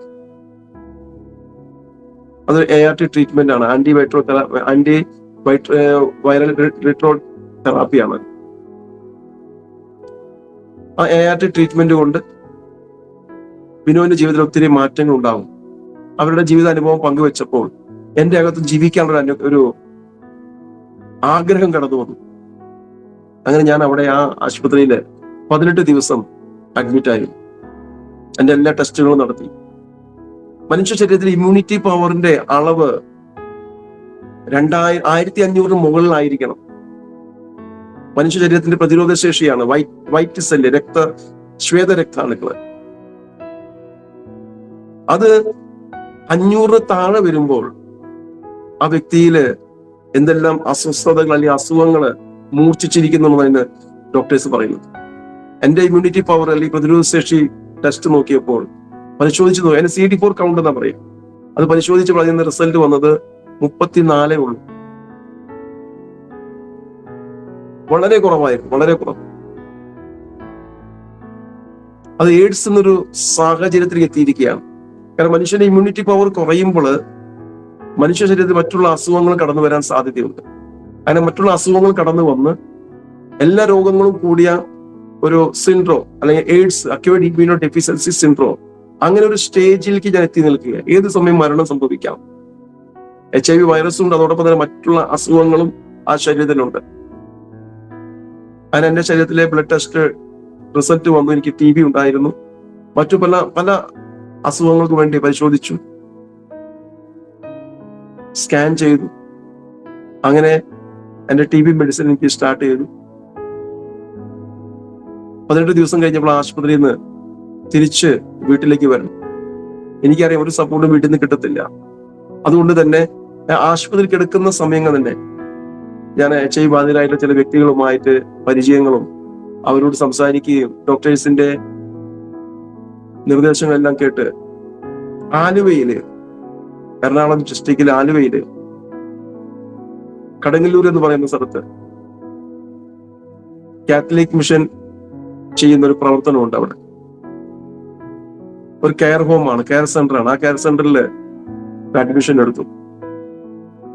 അങ്ങനെ ചില മാസം ആ കെയർ സെന്ററിൽ ഹോസ്പിറ്റലിൽ ഡിസ്ചാർജ് ആയതിനു ശേഷം ആ കെയർ സെന്ററിലായി വളരെ നല്ല ഭക്ഷണവും പരിചരണവും സമയാസമയങ്ങളിൽ മരുന്ന് വരികയും വളരെ നല്ല കെയറോടുകൂടി വളരെ നല്ല സ്നേഹത്തോടു കൂടി ഒത്തിരി പേഷ്യൻസ് വേറെ ഉണ്ടായിരുന്നു. അവരുമായിട്ട് പരിചയപ്പെടുകയും അങ്ങനെ തന്നെ അവിടെ വെച്ചാണ് എൻ്റെ HIV-ക്കുള്ള ART ട്രീറ്റ്മെന്റ് ആരംഭിക്കുന്നത്. ഒത്തിരി പവർ കൂടുതലുള്ള മെഡിസിൻ ആയതുകൊണ്ട് 1400, 1500 വരെ പവർ ഈ മെഡിസിൻ ഉണ്ട്. അതുകൊണ്ട് തന്നെ നല്ല ഭക്ഷണം ശരീരത്തിന് ആവശ്യമാണ്, റെസ്റ്റ് ശരീരത്തിന് ആവശ്യമാണ്. അതോടൊപ്പം തന്നെ ശരീരം വയർക്കുന്നവരെ പണിയെടുക്കും വേണം. എന്നാൽ മാത്രമേ ഈ മെഡിസിൻ ശരീരത്തിന് ഗുണം ചെയ്യത്തുള്ളൂ. ആ കെയർ ഹോമിൽ നിൽക്കുമ്പോൾ എനിക്ക് നല്ല എൻ്റെ ആരോഗ്യസ്ഥിതി മെച്ചപ്പെടുത്താൻ ആ മെഡിസിന്റെ ശരീരത്തില് നല്ല രീതിയിൽ പ്രവർത്തിക്കാനുള്ള സാഹചര്യങ്ങളെല്ലാം എനിക്ക് ആശുപത്രി അല്ലെങ്കിൽ ആ കെയർ ഹോമിൽ നിന്ന് ലഭിച്ചു. ഒത്തിരി വ്യത്യാസമുണ്ടായി. ചുരുങ്ങിയ ബെഡേ അവിടെ ഉള്ളൂ. അതുകൊണ്ട് തന്നെ നമ്മൾ മാറിക്കൊടുത്താലേ അടുത്ത പേഷ്യൻസിന് അവിടെ വരാൻ സാധിക്കത്തുള്ളൂ. നമ്മളെക്കാളും പ്രയാസം അനുഭവിക്കുന്നവർ. അത് തിരിച്ചറിഞ്ഞപ്പോൾ ഞാൻ അവിടുന്ന് മാറി തൃശ്ശൂർ ഒരു ക്ലബിന് ഞാൻ ജോലി എടുക്കാൻ തുടങ്ങി. അങ്ങനെ ആ ക്ലബിൽ ജോലി ചെയ്യുമ്പോൾ തന്നെ എന്റെ മരുന്നും എല്ലാം ക്രമത്തിനായിട്ട് പോകുന്നുണ്ട്. അതൊരു തീരുമാനമെടുത്ത് ഞാൻ എന്റെ ഇനിയുള്ള ആയുസ് ഞാൻ HIV ബാധിതർക്ക് വേണ്ടി ചെലവഴിക്കും. എനിക്ക് മാസം കിട്ടുന്ന ശമ്പളം ഞാൻ തൃശ്ശൂർ മെഡിക്കൽ കോളേജിൽ ഏതെങ്കിലും HIV ബാധിതൻ കിടപ്പുണ്ടെങ്കിൽ ആ വ്യക്തിക്ക് വേണ്ടി ആ പൈസ ചെലവാക്കും. ആ വ്യക്തിക്ക് അത്രയും പ്രയാസം, സിറ്റുവേഷൻ മോശമാണെങ്കിൽ ആ വ്യക്തിയെ സ്വന്തം ചെലവിൽ ആംബുലൻസ് വിളിച്ച് ആ ആലുവയിലുള്ള കെയർ ഹോമിലേക്ക് കൊണ്ടുപോകും. അങ്ങനെ നല്ലൊരു ബന്ധം. എന്റെ വീട് എന്ന് പറയുന്നത് ആലുവ കെയർ ഹോമായിരുന്നു. ഇടയ്ക്ക് എനിക്ക് ഒഴിവ് കിട്ടുമ്പോൾ, സമയം കിട്ടുമ്പോൾ, ലീവ് എടുക്കുമ്പോഴൊക്കെ ഞാൻ അവിടെ പോയി 1-2 ദിവസം ചെലവഴിക്കും. അതായിരുന്നു എൻ്റെ ജീവിതം. അങ്ങനെ ചില നാളുകൾ കഴിഞ്ഞു. ആ ആലുവ കെയർ ഹോമില് എന്നെ പോലെ തന്നെ ശാരീരിക അവസ്ഥയാൽ അവിടെ കടന്നു വന്ന് ജീവിക്കുന്ന ഒരു സഹോദരി ഉണ്ടായിരുന്നു. പുള്ളിക്കാരി വിവാഹം ചെയ്ത് ഭർത്താവ് മരിച്ചു. ഭർത്താവിന് HIV ആയിരുന്നു. ഭർത്താവിന്റെ മരണത്തോടുകൂടി വീട്ടുകാർക്ക് ആ വ്യക്തിയോട് താല്പര്യമില്ലാതെയായി. അങ്ങനെ ഈ കെയർ ഹോമിൽ വന്ന് ആ കെയർ ഹോമിലെ ജീവനക്കാരിയായി അവിടെ നിൽക്കുകയാണ്. ഞാനുമായിട്ട് വളരെ നല്ല അടുത്ത ബന്ധം വന്നു. ഞങ്ങൾ ഒന്നിച്ച് സംസാരിച്ചു, ഒന്നിച്ച് ജീവിക്കാൻ ഞങ്ങൾ തീരുമാനിച്ചു. അതായിരുന്നു എൻ്റെ യേശുവിനെ അറിയാനുള്ള ആദ്യത്തെ എൻ്റെ വഴി. പുള്ളിക്കാരി എന്നോട് പറഞ്ഞത്, വിനോദ് നമുക്ക് വിവാഹം കഴിക്കാം, പക്ഷേ വിനോദ് ക്രിസ്ത്യാനിയാണ്. അപ്പൊ ക്രിസ്ത്യാനിയാകാന്ന് പറഞ്ഞാൽ മാമോദിസ മുങ്ങണം, ക്രിസ്ത്യാനിയാകാം, എന്നാലേ നമുക്ക് വിവാഹം കഴിക്കാൻ പറ്റത്തുള്ളൂ. കാരണം ഏക സത്യ ദൈവം യേശുവാണെന്ന് ആ സഹോദരി വിശ്വസിച്ചു. സ്നേഹത്തിന് മുമ്പിൽ നമുക്ക് മറ്റൊന്നുമില്ല. അത് മാത്രമല്ല, ഒത്തിരി അനുഭവങ്ങൾ കടന്നു പോയത് കൊണ്ട് എനിക്കൊരു തുണ ആവശ്യമാണ്. ഇന്നോ നാളെയോ ഞാൻ വീണ്ടും തളർന്ന് വീണേക്കാം. എന്നെ താങ്ങാനും എനിക്ക് ആ വ്യക്തിയെ താങ്ങാനും സാധിക്കണം. അങ്ങനെ അവർ തീരുമാനമെടുത്ത് ആ കെയർ ഹോം നടത്തിയിരുന്ന ഒരു അച്ഛനായിരുന്നു. അച്ഛന്റെ സമ്മതപ്രകാരം തന്നെ അച്ഛനോട് ഞങ്ങളുടെ ആശയങ്ങൾ പങ്കുവെച്ചു. അച്ഛൻ ഒത്തിരി സന്തോഷമായി. അച്ഛനവിടെ ഇടവക പള്ളിയുണ്ട്, അവിടെ മുപ്പത്തടം പള്ളി, ആലുവ മുപ്പത്തടം പള്ളി. ആ പള്ളിയില് എന്റെ 33-ാമത്തെ വയസ്സില് മാമോദീസ ഞാൻ സ്വീകരിച്ചു. അതെന്താ സംഗതി എനിക്കറിയത്തില്ല. എന്നോട് പറഞ്ഞു, ഞങ്ങൾ പറയുന്ന പോലെ വിനോദ് പറഞ്ഞാൽ മതി. അങ്ങനെ അത് പറഞ്ഞുകൊണ്ട് മാമോദീസ സ്വീകരിച്ചു. അന്ന് തന്നെ എന്റെ വിവാഹം, മാമോദീസ വിവാഹം ഒരു ദിവസമായിരുന്നു. അങ്ങനെ ഞാൻ ക്രിസ്ത്യാനിയായി. വിവാഹം കഴിഞ്ഞ് ഞങ്ങളുടെ വീട്ടിൽ തിരിച്ചു വന്നപ്പോ ഞാൻ അവിടെ ഒരു റൂം ഞാൻ വാടകയ്ക്ക് എടുത്തിരുന്നു. ഞാൻ ജോലി ചെയ്യുന്ന ക്ലബിന്റെ അടുത്ത് തന്നെ റൂം ഞാൻ വാടകയ്ക്ക് എടുത്തിരുന്നു. ഞങ്ങൾ ജീവിക്കാൻ ആരംഭിച്ചു. ഞാൻ എന്റെ ഭാര്യയോട് ഒരു കാര്യം പറഞ്ഞിരുന്നു, നീ ക്രിസ്ത്യാനിയാണ്, നിന്നെ ലഭിക്കേണ്ടതിന് ഞാൻ ക്രിസ്ത്യാനിയായിരുന്നു, പക്ഷെ എന്നെ ഒരു കാര്യത്തിൽ നിർബന്ധിക്കരുത്. ഞായറാഴ്ചകളിൽ പുള്ളിക്കാര് കുർബാനയ്ക്ക് കടന്നു പോകാറുണ്ട്. ഞാനും ഒരിക്കലും അത് തടഞ്ഞിട്ടില്ല. ചില നാളുകൾ മുന്നോട്ട് കടന്നുപോയി. എന്റെ ഭാര്യയ്ക്ക് തൃശ്ശൂർ ജില്ലയിൽ തന്നെ HIV ഔട്ട്റീച്ച് വർക്കറായിട്ട് താൽക്കാലിക ഒരു നിയമനം ലഭിച്ചു. അതിൽ ജോലി ചെയ്തുകൊണ്ടിരിക്കുമ്പോൾ ഒത്തിരി രോഗികളായിട്ട് പരിചയപ്പെടാനും ഞങ്ങളുടെ ലക്ഷ്യം അത് തന്നെയായിരുന്നു. ഒത്തിരി HIV ബാധിതരെ സംരക്ഷിക്കുക, HIV ബാധിതർക്ക് വേണ്ട പിന്തുണയും സഹായവും നമ്മുടെ ശരീരം കൊണ്ട് നമുക്കുള്ള അറിവ് വെച്ച് അവരെ സഹായിക്കുക എന്നുള്ള ചിന്തയോടുകൂടി ഞങ്ങൾ ഒന്നിച്ച് ജീവിക്കാൻ തന്നെ തീരുമാനിച്ചു. അങ്ങനെ ഒത്തിരി ആളുകളുമായിട്ടുള്ള ബന്ധത്തില് എന്റെ ഭാര്യ സഹോദരിക്ക് ഒത്തിരി പേഷ്യൻസുമായിട്ട് ഇടപഴകാൻ സാധിച്ചിട്ടുണ്ട്. അങ്ങനെ ആ ഒരു സ്നേഹബന്ധത്തിലൂടെ ആ HIV ബാധിതരുടെ ഇടയിൽ കടന്നു വന്ന് പ്രവർത്തിക്കുന്ന പെന്തക്കോസ്റ്റൽ ഒത്തിരി സഹോദരങ്ങളെ, ബ്രദേഴ്സിനെ എന്റെ ഭാര്യ പരിചയപ്പെട്ടു. അവർ മുഖേന ഒരു കൂട്ടായ്മയിൽ കടന്നു പോകാൻ, ഒരു ഇൻഡിപെൻഡന്റ് കൂട്ടായ്മയിൽ കടന്നു പോകാൻ ഭാര്യയ്ക്ക് ഒരു അവസരം ലഭിച്ചു. അവിടെ വെച്ച് ഭാര്യ ഏക സത്യദൈവമായ യേശു കർത്താവിനെ സ്വന്തം രക്ഷിതാവായി സ്വീകരിച്ചു. പക്ഷെ ഇതൊന്നും ഞാൻ അറിയുന്നില്ല. വീട്ടിൽ വന്നെങ്കിലും എന്നോട് ഇതൊന്നും അറിയിച്ചിട്ടില്ല. കാരണം എനിക്കതെല്ലാം ദേഷ്യമായിരുന്നു. പുള്ളിക്കാരി കടന്നു വന്ന് എന്നോടൊന്നും പറയാതെ പഴയതുപോലെ തന്നെ മുന്നോട്ട് പോയി. എന്നാൽ ചില ദിവസം കഴിഞ്ഞപ്പോൾ എന്റെ വീട്ടിലേക്ക് 1-2 സഹോദരങ്ങൾ കടന്നു വരാൻ ഇടയായി. ആ ഇടയാക്കിയ സംഭവം, ഞങ്ങളുടെ ഭവനത്തിലൊരു പുതിയ സഹോദരനെ ഞങ്ങൾ കൊണ്ടുവന്നു വീട്ടിലേക്ക്. തൃശ്ശൂര് ശക്തൻ സ്റ്റാൻഡില് മരിക്കുന്ന ഒരു സ്റ്റേജിൽ കിടക്കുകയായിരുന്നു. HIV ബാധിതനായിരുന്നു. കാല് പഴുത്ത് പുഴുവരിക്കുന്ന ഒരു അവസ്ഥയായിരുന്നു.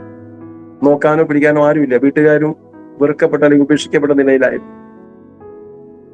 ഞാൻ ആ സഹോദരനെ ഞങ്ങൾ പരിചയപ്പെട്ടു. എന്റെ ഭാര്യ ചെയ്യുന്ന ഔട്ട്റീച്ച് വർക്കിലൂടെ ഞങ്ങൾക്ക് പരിചയപ്പെടാൻ ഇട വന്നു. ഞങ്ങൾ ആ സഹോദരൻ ഞങ്ങളുടെ വീട്ടിൽ കൊണ്ടുവന്നു. പിറ്റേ ദിവസം തന്നെ ആശുപത്രി കൊണ്ടുപോവുകയും ട്രീറ്റ്മെന്റുകളൊക്കെ നടത്തി അതിന്റെ വേണ്ട മരുന്നുകളൊക്കെ കഴിക്കാൻ തുടങ്ങി. അങ്ങനെ ഞങ്ങളുടെ വീട്ടിലൊരു അംഗം പോലെ ഞങ്ങളുടെ വീട്ടിൽ കഴിഞ്ഞു. ആ സമയത്ത് എന്റെ ഭാര്യ പോയിരുന്ന ആ കൂട്ടായി നിന്ന് ചില സഹോദരങ്ങള് ഞങ്ങളുടെ ഭവനത്തിലേക്ക് കടന്നു എന്നോട് ഇങ്ങനെയാണ് പറഞ്ഞത്, വിനോദ് സഹോദര, ഞങ്ങൾ ഒരു 3 ദിവസത്തെ താമസിച്ചുകൊണ്ടുള്ള ഒരു ധ്യാനം ക്രമീകരിക്കുന്നുണ്ട്. അപ്പൊ അതിന് ഞങ്ങൾ ഈ സഹോദരനെ കൊണ്ടുപോകാൻ വന്നതാണ്. അപ്പോൾ ഞാൻ ആ സഹോദരനോട് പറഞ്ഞു, പ്രിയമുള്ളവര്, നിങ്ങൾ എവിടെയായിരുന്നു? ഈ മനുഷ്യൻ ശക്തൻ സ്റ്റാൻഡിൽ നരകിച്ചു കിടക്കുമ്പോൾ നിങ്ങളെ ഒന്നും കണ്ടില്ല. ഈ ഹല്ലേലൂയ പറയുന്ന ഒരാളെ ഞാൻ കണ്ടില്ല. അതിനൊന്നും അവര് ഒരു മറുപടിയും പറയാതെ വളരെ സന്തോഷത്തോടെ ചിരിച്ചുകൊണ്ട് തന്നെ എന്റെ ചോദ്യങ്ങൾ അവർ നേരിട്ടു. പക്ഷെ ഈ മനുഷ്യന് പോകാൻ ആഗ്രഹമുണ്ട്. പക്ഷെ ആ മനുഷ്യൻ പറഞ്ഞതിനോട്, വിനോദ് വരുന്നുണ്ടെങ്കിൽ മാത്രമേ ഞാൻ കടന്നു പോകത്തുള്ളൂ. അങ്ങനെ കടന്നു വന്ന സഹോദരങ്ങൾ എന്നോട് പറയുണ്ടായി, വിനോദെ, ഈ മനുഷ്യൻ നന്നാവണമെന്ന് വിനോദ് ആഗ്രഹിക്കുന്നില്ലേ? അങ്ങനെയാണ് ഈ വിനോദിന്റെ സുഹൃത്ത് നന്നാവുന്നത് വിനോദിന് ഇഷ്ടമുള്ള കാര്യമാണെങ്കിൽ വിനോദ് കൂടി ഈ മീറ്റിങ്ങിൽ പങ്കെടുക്കണം. അങ്ങനെ ഒരാളുടെ നല്ലതിന് വേണ്ടിയല്ലേ തീരുമാനമെടുത്ത് ഞാൻ ആ മീറ്റിങ്ങിന് കടന്നു പോകുകയാണ്. ഞാൻ ആ മീറ്റിംഗ് കടന്നു പോകുമ്പോൾ ഒത്തിരി കണ്ടീഷൻസ് ഞാൻ അവരോട് പറഞ്ഞിരുന്നു. എന്നെ നിർബന്ധിക്കരുത്, ഞാൻ ആ റൂമിൽ, എനിക്ക് റൂം വേണം, ഞാൻ റൂമിലിരിക്കും എന്നൊക്കെ നിർബന്ധം പറഞ്ഞിട്ടാണ് ഞാൻ കടന്നു പോകുന്നത്. ഞാനൊന്ന് പറഞ്ഞോട്ടെ, ആ മീറ്റിങ്ങിൽ കടന്നു ചെല്ലുമ്പോൾ അവർ എനിക്ക് പറഞ്ഞതുപോലെ തന്നെ എനിക്ക് താമസിക്കാൻ ഒരു റൂം അവരെനിക്ക് അറേഞ്ച് ചെയ്തു തന്നു. 1.5 ദിവസം ഞാൻ ആ ഹാളിലേക്ക് പോയിട്ടാണ്, മീറ്റിംഗ് നടക്കുന്ന ഹാളിലേക്ക് പോയിട്ടേ ഇല്ല. 1.5 ദിവസം കഴിഞ്ഞപ്പോൾ ആ ഹാളിലേക്ക് പോകാൻ എൻ്റെ അകത്തൊരു ചെറിയ ചിന്ത ഉള്ളിൽ കടന്നു വന്നു. എന്താണ് അവിടെ സംഭവം നടക്കുന്നതെന്ന് അറിയാം. അങ്ങനെ ഞാനും ആ ഹാളിനകത്ത് കടന്നു പോയിരുന്നു. വളരെ ചെറിയൊരു കൂട്ടം മാത്രമേ ഉള്ളൂ. അത്രയും പേര് ഒന്നിച്ചിരുന്ന് അവിടെ ദൈവവചനം പഠിക്കുകയാണ്. ഞാൻ ഏറ്റവും പുറകിലെ കസേരയിൽ പോയിരുന്ന് എന്റെ കൂട്ടുകാരന്റെ കൂടെ ഇരുന്ന് ഞാനത് കേൾക്കാൻ ഇടവന്നു. അവിടെ പ്രസംഗിച്ചിരുന്ന കുറച്ച് കാര്യങ്ങള്, ഒരു കുടുംബ ജീവിതം എങ്ങനെ മുന്നോട്ട് കൊണ്ടുപോകണം, എങ്ങനെയാണ് നമുക്ക് നമ്മുടെ മക്കളെ വളർത്താൻ പറ്റുക, ഉള്ളത് കൊണ്ട് എങ്ങനെ തൃപ്തിപ്പെടണം എന്നുള്ള കാര്യങ്ങൾ അടിസ്ഥാനമാക്കിയുള്ള ഒരു കുടുംബജീവിതം അടിസ്ഥാനമാക്കിയുള്ള ഒത്തിരി ഉപദേശങ്ങളായിരുന്നു. അത് കേട്ടപ്പോൾ സത്യത്തിൽ എനിക്ക് ഒത്തിരി നല്ലതായി തോന്നി.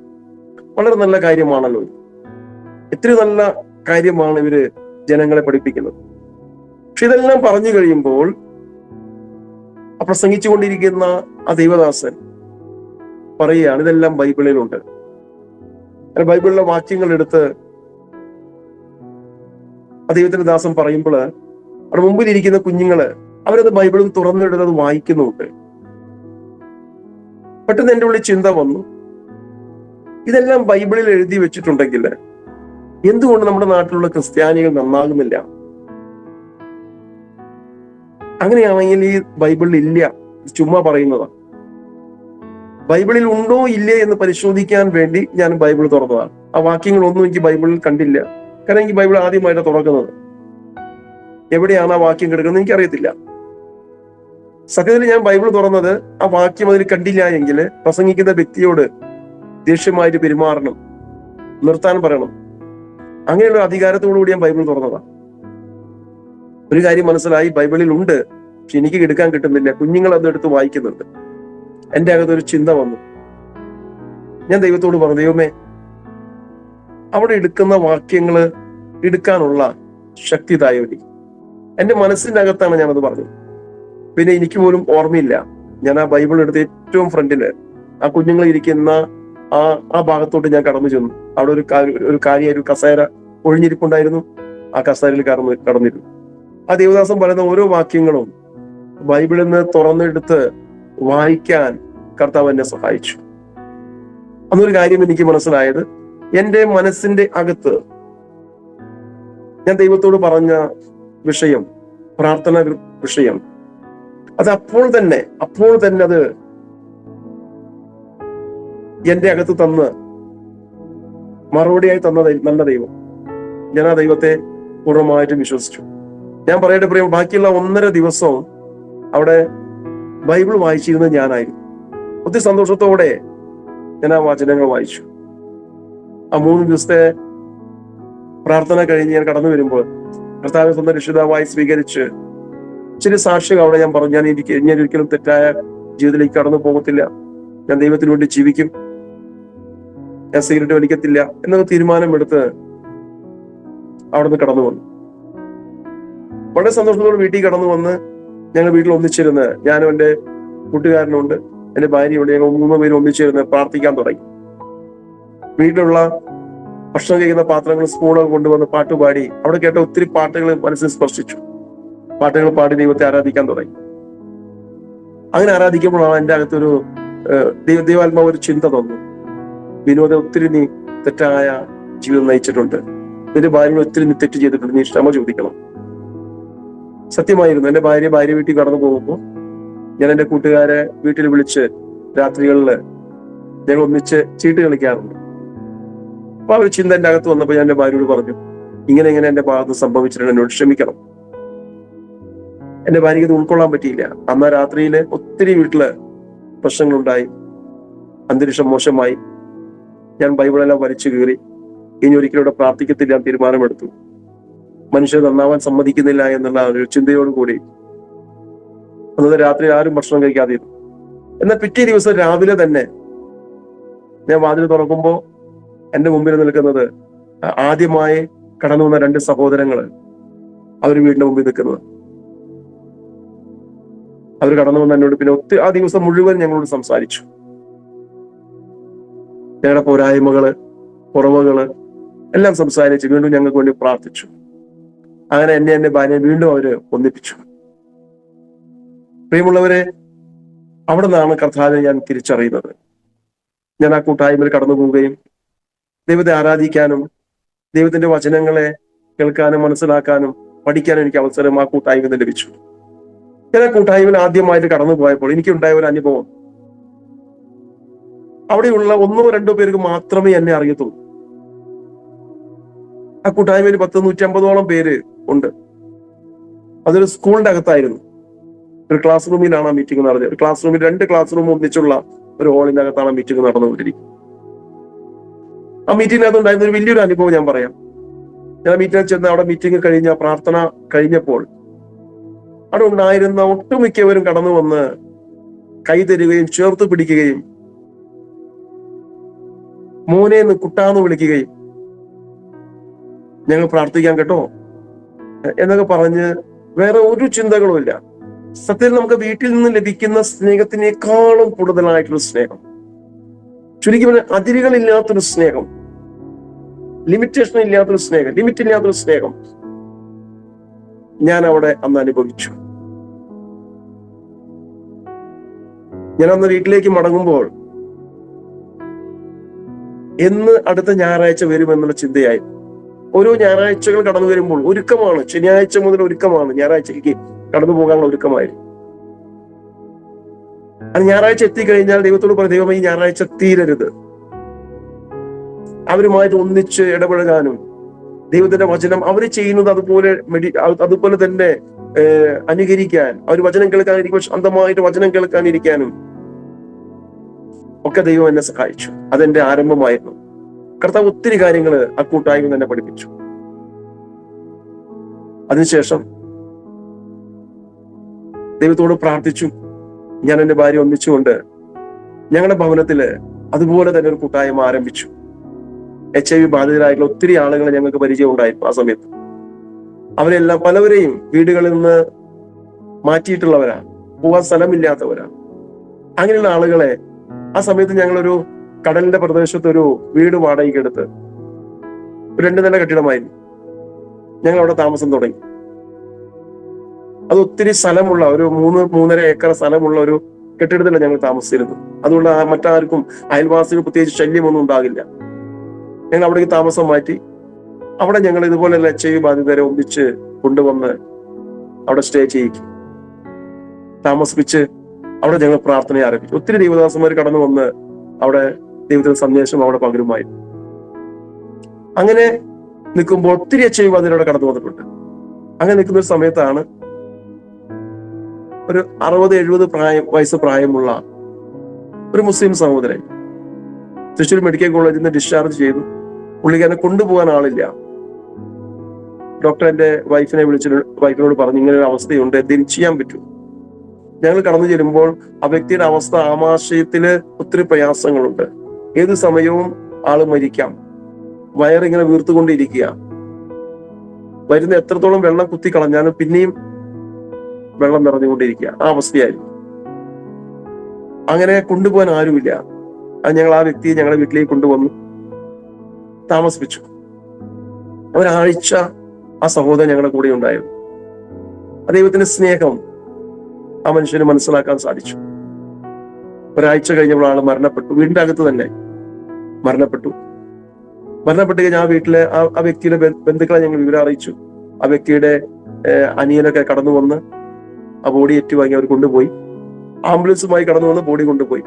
എന്നാൽ ഞങ്ങൾക്ക് അറിയാത്തൊരു കാര്യമുണ്ടായിരുന്നു. ഞങ്ങൾ എവിടെയാണ് താമസിക്കുന്നത് അതിന്റെ പ്രദേശത്ത് തന്നെയായിരുന്നു ആ വ്യക്തിയുടെ നാടും.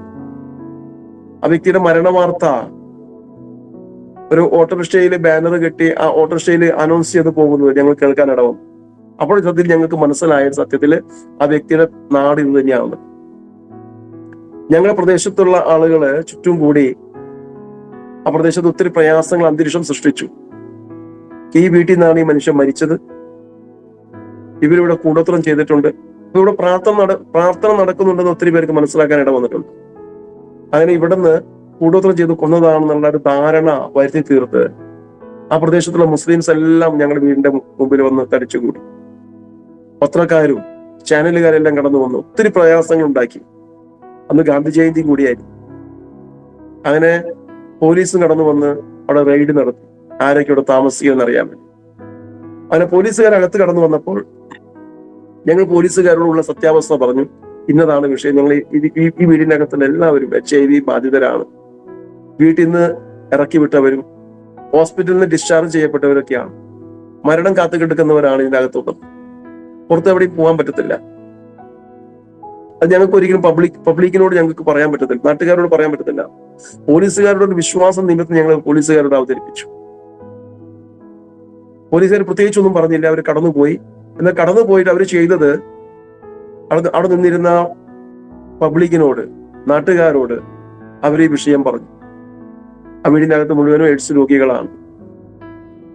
അതുകൊണ്ട് തന്നെ ഒത്തിരി ബുദ്ധിമുട്ടുകളും പ്രയാസങ്ങളും ഞങ്ങൾക്കുണ്ടായി. ആ പ്രദേശത്ത് ഞങ്ങൾക്ക് താമസിക്കാൻ പറ്റാത്തൊരു അവസ്ഥയായി. അവിടുന്ന് മാറിക്കൊടുക്കേണ്ടി വന്നു. ആ വീടിന്റെ ഉടമസ്ഥൻ ഞങ്ങളെ വിളിച്ചു പറഞ്ഞു എത്രയും പെട്ടെന്ന് വീട് മാറണം.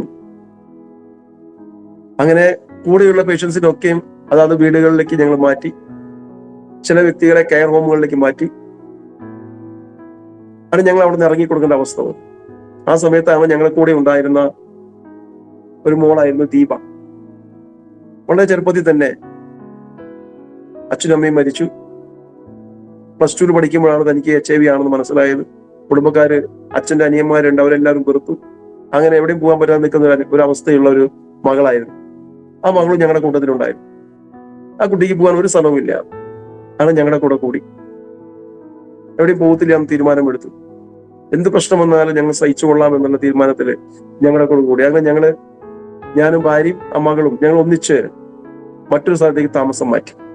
അന്നൊരു തീരുമാനമെടുത്തു, HIV ബാധിതർക്ക് വേണ്ടി ഒരു കൂട്ടായ്മ ആരംഭിക്കണം. അന്ന് ആരംഭിച്ചതാണ് സ്നേഹവിരുന്ന് അല്ലെങ്കിൽ ലവ് ഫീസ്റ്റ് എന്ന് പറയുന്ന ഒരു സൊസൈറ്റി. സർക്കാരിന്റെ നിയമപ്രകാരം അത് രജിസ്റ്റർ ചെയ്തു. അങ്ങനെ ഒരു മീറ്റിംഗ് ആരംഭിച്ചു. ആ പ്രവർത്തനങ്ങളിലൂടെ ഇന്ന് കേരളത്തിലെ 2 ജില്ലകളില്, കാസർഗോഡ് ജില്ലയിലും തൃശ്ശൂർ ജില്ലയിലും പാലക്കാട് ജില്ലയിൽ നമുക്ക് പ്രവർത്തനം ഉണ്ടായിരുന്നു. താൽക്കാലികമായി നമ്മളത് നിർത്തിവെച്ചിരിക്കുകയാണ്. സാമ്പത്തിക പ്രയാസ നിമിത്തം നിർത്തിവെച്ചിരിക്കുകയാണ്. 2 ജില്ലകളിൽ ഇപ്പോൾ വർഷങ്ങളായിട്ട് നമ്മൾ പ്രവർത്തനം ആരംഭിച്ചു. അതിന്റെ ഫലമായിട്ട് ഒത്തിരി പേര് സത്യദൈവത്തെ അറിയുകയും കുടുംബത്തിൽ അവരുടെ സമാധാനത്തിന് അന്തരീക്ഷം കടന്നു വരികയും അവര് ജാതി മതവും നോക്കാതെ ദൈവത്തെ സ്വീകരിച്ച് സ്നാനപ്പെടുകയും കർത്താവിന്റെ സഭയുടെ ഭാഗമായി തീരുവാൻ കർത്താവ് അവരെ സഹായിച്ചു. ഇന്ന് കാസർഗോഡ് അനുഗ്രഹിക്കപ്പെട്ട ഒരു ആരാധന നടക്കുന്നുണ്ട്. അതുപോലെ തന്നെ തൃശ്ശൂർ ജില്ലയിലെ പട്ടണത്തിന്റെ തൃശ്ശൂര് റെയിൽവേ സ്റ്റേഷന്റെ അടുത്തും തൃശ്ശൂർ പ്രൈവറ്റ് സ്റ്റാൻഡിന്റെ അടുത്ത് തന്നെയായിട്ട് അനുഗ്രഹിക്കപ്പെട്ട ഒരു കൂട്ടായ്മ അവിടെയും തൃശ്ശൂരും നടക്കുന്നുണ്ട്. അതുപോലെ തന്നെ അതിന്റെ ഭാഗമായി ബോംബെ സഹാറ ഇന്റർനാഷണൽ എയർപോർട്ടിന്റെ തൊട്ടടുത്ത് തന്നെ 180ഓളം പേര് കൂടുന്ന ഒരു വലിയൊരു കൂട്ടായ്മ ദൈവം അവിടെയും ഒരുക്കി തന്നിട്ടുണ്ട്. അതുപോലെ തന്നെ പൂനെയില് പിമ്പിരി ചിഞ്ചുവട് എന്ന് പറയുന്ന പൂനെ ഡിസ്ട്രിക്റ്റില് അവിടെയും 100ഓളം പേര് കൂടുന്ന HIV അനുബാധിതരും അതുപോലെ തന്നെ സെക്സ് വർക്കേഴ്സും അവരുടെ കൂട്ടത്തിലുണ്ട്. കാസർഗോഡ് നമ്മുടെ മീറ്റിംഗിൽ ഏറ്റവും കൂടുതൽ സെക്സ് വർക്കേഴ്സാണ് ഏറ്റവും കൂടുതൽ ആ മീറ്റിംഗിൽ പങ്കെടുക്കുന്നത്. പ്രിയമുള്ളവരെ, അവരുടെ ജീവിതത്തില് ഒരു പുതിയ ഒരു വഴിത്തിരിവായിരുന്നു, ഒരു പുതിയ അനുഭവമായിരുന്നു. അവരെ സ്നേഹിക്കുന്ന, അവരെ കരുതുന്ന ആളുകളുണ്ട്. എന്തുകൊണ്ടാണ് ഞങ്ങള് സെക്സ് വർക്കേഴ്സിനെ ആ കൂട്ടത്തിൽ കൂട്ടിയത്? സെക്സ് വർക്കിലൂടെയാണ് ഏറ്റവും കൂടുതൽ HIV ബാധിത ഉണ്ടാകുന്നത്. അതുകൊണ്ട് തന്നെ അവരെയും ചേർത്ത് പിടിച്ചാൽ നമുക്ക് അവരെ നല്ല സ്വഭാവത്തിൽ ദൈവത്തെ പരിചയപ്പെടുത്തിയാൽ, ദൈവത്തെ അവർ സ്വീകരിക്കുകയാണെങ്കിൽ തീർച്ചയായിട്ടും അവരിലൂടെ ഒരു വലിയൊരു മാറ്റം ഉണ്ടാക്കിയെടുക്കാൻ സാധിക്കും. അവരുടെ കുടുംബത്തിനും നാടിനും വലിയൊരു മാറ്റം ഉണ്ടാക്കിയെടുക്കാൻ സാധിക്കുമെന്നുള്ള വലിയ ബോധ്യം, ആ തിരിച്ചറിവ് കർത്താവ് ഞങ്ങൾക്ക് നൽകി. പ്രിയമുള്ളവരെ, ഇന്നും വളരെ അനുഗ്രഹമായി കേരളത്തിലെ 2 ജില്ലകളിലും മഹാരാഷ്ട്രയിലെ 2 ജില്ലകളിലും ആ പ്രവർത്തനം മുന്നോട്ട് പോകുന്നു. ഒത്തിരി പേര് ദൈവത്തെ അറിയുകയും കർത്താവിനെ രക്ഷകനായി സ്വീകരിച്ച് ജനത്തെ സാക്ഷ്യപ്പെടുത്തി കർത്താവിൽ എല്ലാവരും അനുഗ്രഹമായ ആരാധനയിൽ പങ്കെടുക്കുന്നുണ്ട്. ഞാൻ പറയട്ടെ, പൂനെയിലെ HIV ബാധിതനായ വ്യക്തി തന്നെയാണ് അവിടുത്തെ പാസ്റ്ററായിട്ട് കഴിഞ്ഞ മാസം ഡിസംബറിൽ ഓർഡിനേഷൻ എടുത്ത് അവിടെ ശുശ്രൂഷിക്കുന്നത്.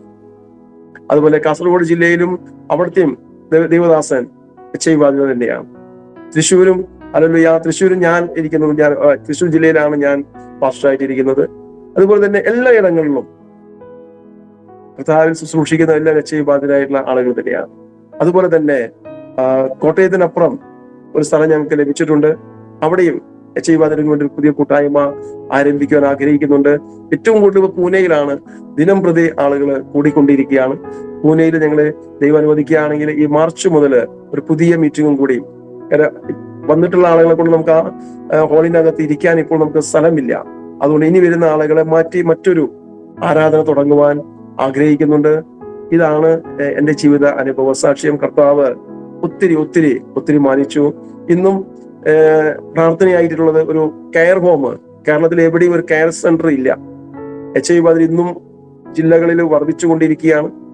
പക്ഷെ ഈ വരുന്ന HIV ബാധിതർക്ക് ടയേർഡായി ഒരു സ്റ്റേജ് മോശമായിട്ട് അല്ലെങ്കിൽ എയ്ഡ്സ് എന്ന അവസ്ഥയിൽ കടന്നു വരുമ്പോൾ പോയി നിൽക്കാൻ വീട്ടുകാർ ഉപേക്ഷിക്കപ്പെടുകയും ഹോസ്പിറ്റലിൽ നിന്ന് ഡിസ്ചാർജ് ആക്കുകയും ചെയ്യപ്പെടുന്ന പേഷ്യൻസിന് പോയി നിൽക്കാൻ ഒരു ഇടം ഇന്നുമില്ല. അന്നുണ്ടായിരുന്നു. കാത്തലിക് ബാക്ക്ഗ്രൗണ്ടില് സർക്കാരിന്റെ നിയമപ്രകാരം അല്ലെങ്കിൽ സർക്കാരിന്റെ സപ്പോർട്ടോടുകൂടിയായിരുന്നു അത് ചെയ്തിരുന്നത്. ഇന്ന് സർക്കാർ അതിനുവേണ്ടി പ്രത്യേകിച്ച് ഫണ്ട് നിർത്തലാക്കി. അതുകൊണ്ട് തന്നെ പേഷ്യൻസിന് എവിടെ പോകണമെന്ന് അറിയത്തില്ല. ഞങ്ങളുടെ പ്രാർത്ഥനയാണ്, ദൈവം അനുവദിക്കുകയാണെങ്കിൽ അങ്ങനെയുള്ള കുറച്ചു പേരെ, തീരെ മോശമായി പോകുന്ന ആളുകളെ കൊണ്ടു നിർത്തി അവരെ ശാരീരികമായി, മാനസികമായി, ആത്മീയമായി വളർത്തിയെടുക്കുക, ദൈവത്തെ പരിചയപ്പെടുത്തുക, അവരുടെ ആരോഗ്യം സംരക്ഷിക്കുക, അവരുടെ മെഡിസിൻ കറക്റ്റ് സമയത്ത് കൊടുക്കുക. അവർ നല്ല ആരോഗ്യത്തോടെ ആയി കഴിയുമ്പോൾ, അവർ ജോലി എടുക്കുന്ന സ്റ്റേജിലായി കഴിയുമ്പോൾ അവർക്ക് ജോലി കൊടുത്ത് അവരെ മറ്റൊരു സ്ഥലത്തേക്ക് മാറ്റുക. അപ്പോൾ ആ സ്ഥാനത്തേക്ക് മറ്റൊരു വ്യക്തിയെ കൊണ്ടുവരിക. അവർ കെയർ ഹോമിന് വേണ്ടി ഞങ്ങൾ പ്രാർത്ഥിച്ചുകൊണ്ടിരിക്കുന്നു. നിങ്ങൾ എല്ലാവരും വിലയേറിയ പ്രാർത്ഥനയും ഉപദേശങ്ങളും ഞങ്ങൾ പ്രതീക്ഷിക്കുന്നുണ്ട്. ഇത്രയും പറഞ്ഞുകൊണ്ട് ദൈവം അനുവദിച്ച ഈ സമയത്തിനായി പ്രത്യേകമായി നന്ദി പറയുന്നു. പ്രത്യേകിച്ചും ഈ പ്രോഗ്രാമിലേക്ക് ഞങ്ങളെ ക്ഷണിച്ചതായി പ്രത്യേകമായ ദൈവദാസനോടുള്ള സ്നേഹവും നന്ദി അറിയിക്കുന്നു. നിർത്തുന്നു. ദൈവം സ്നേഹമാകുന്നു.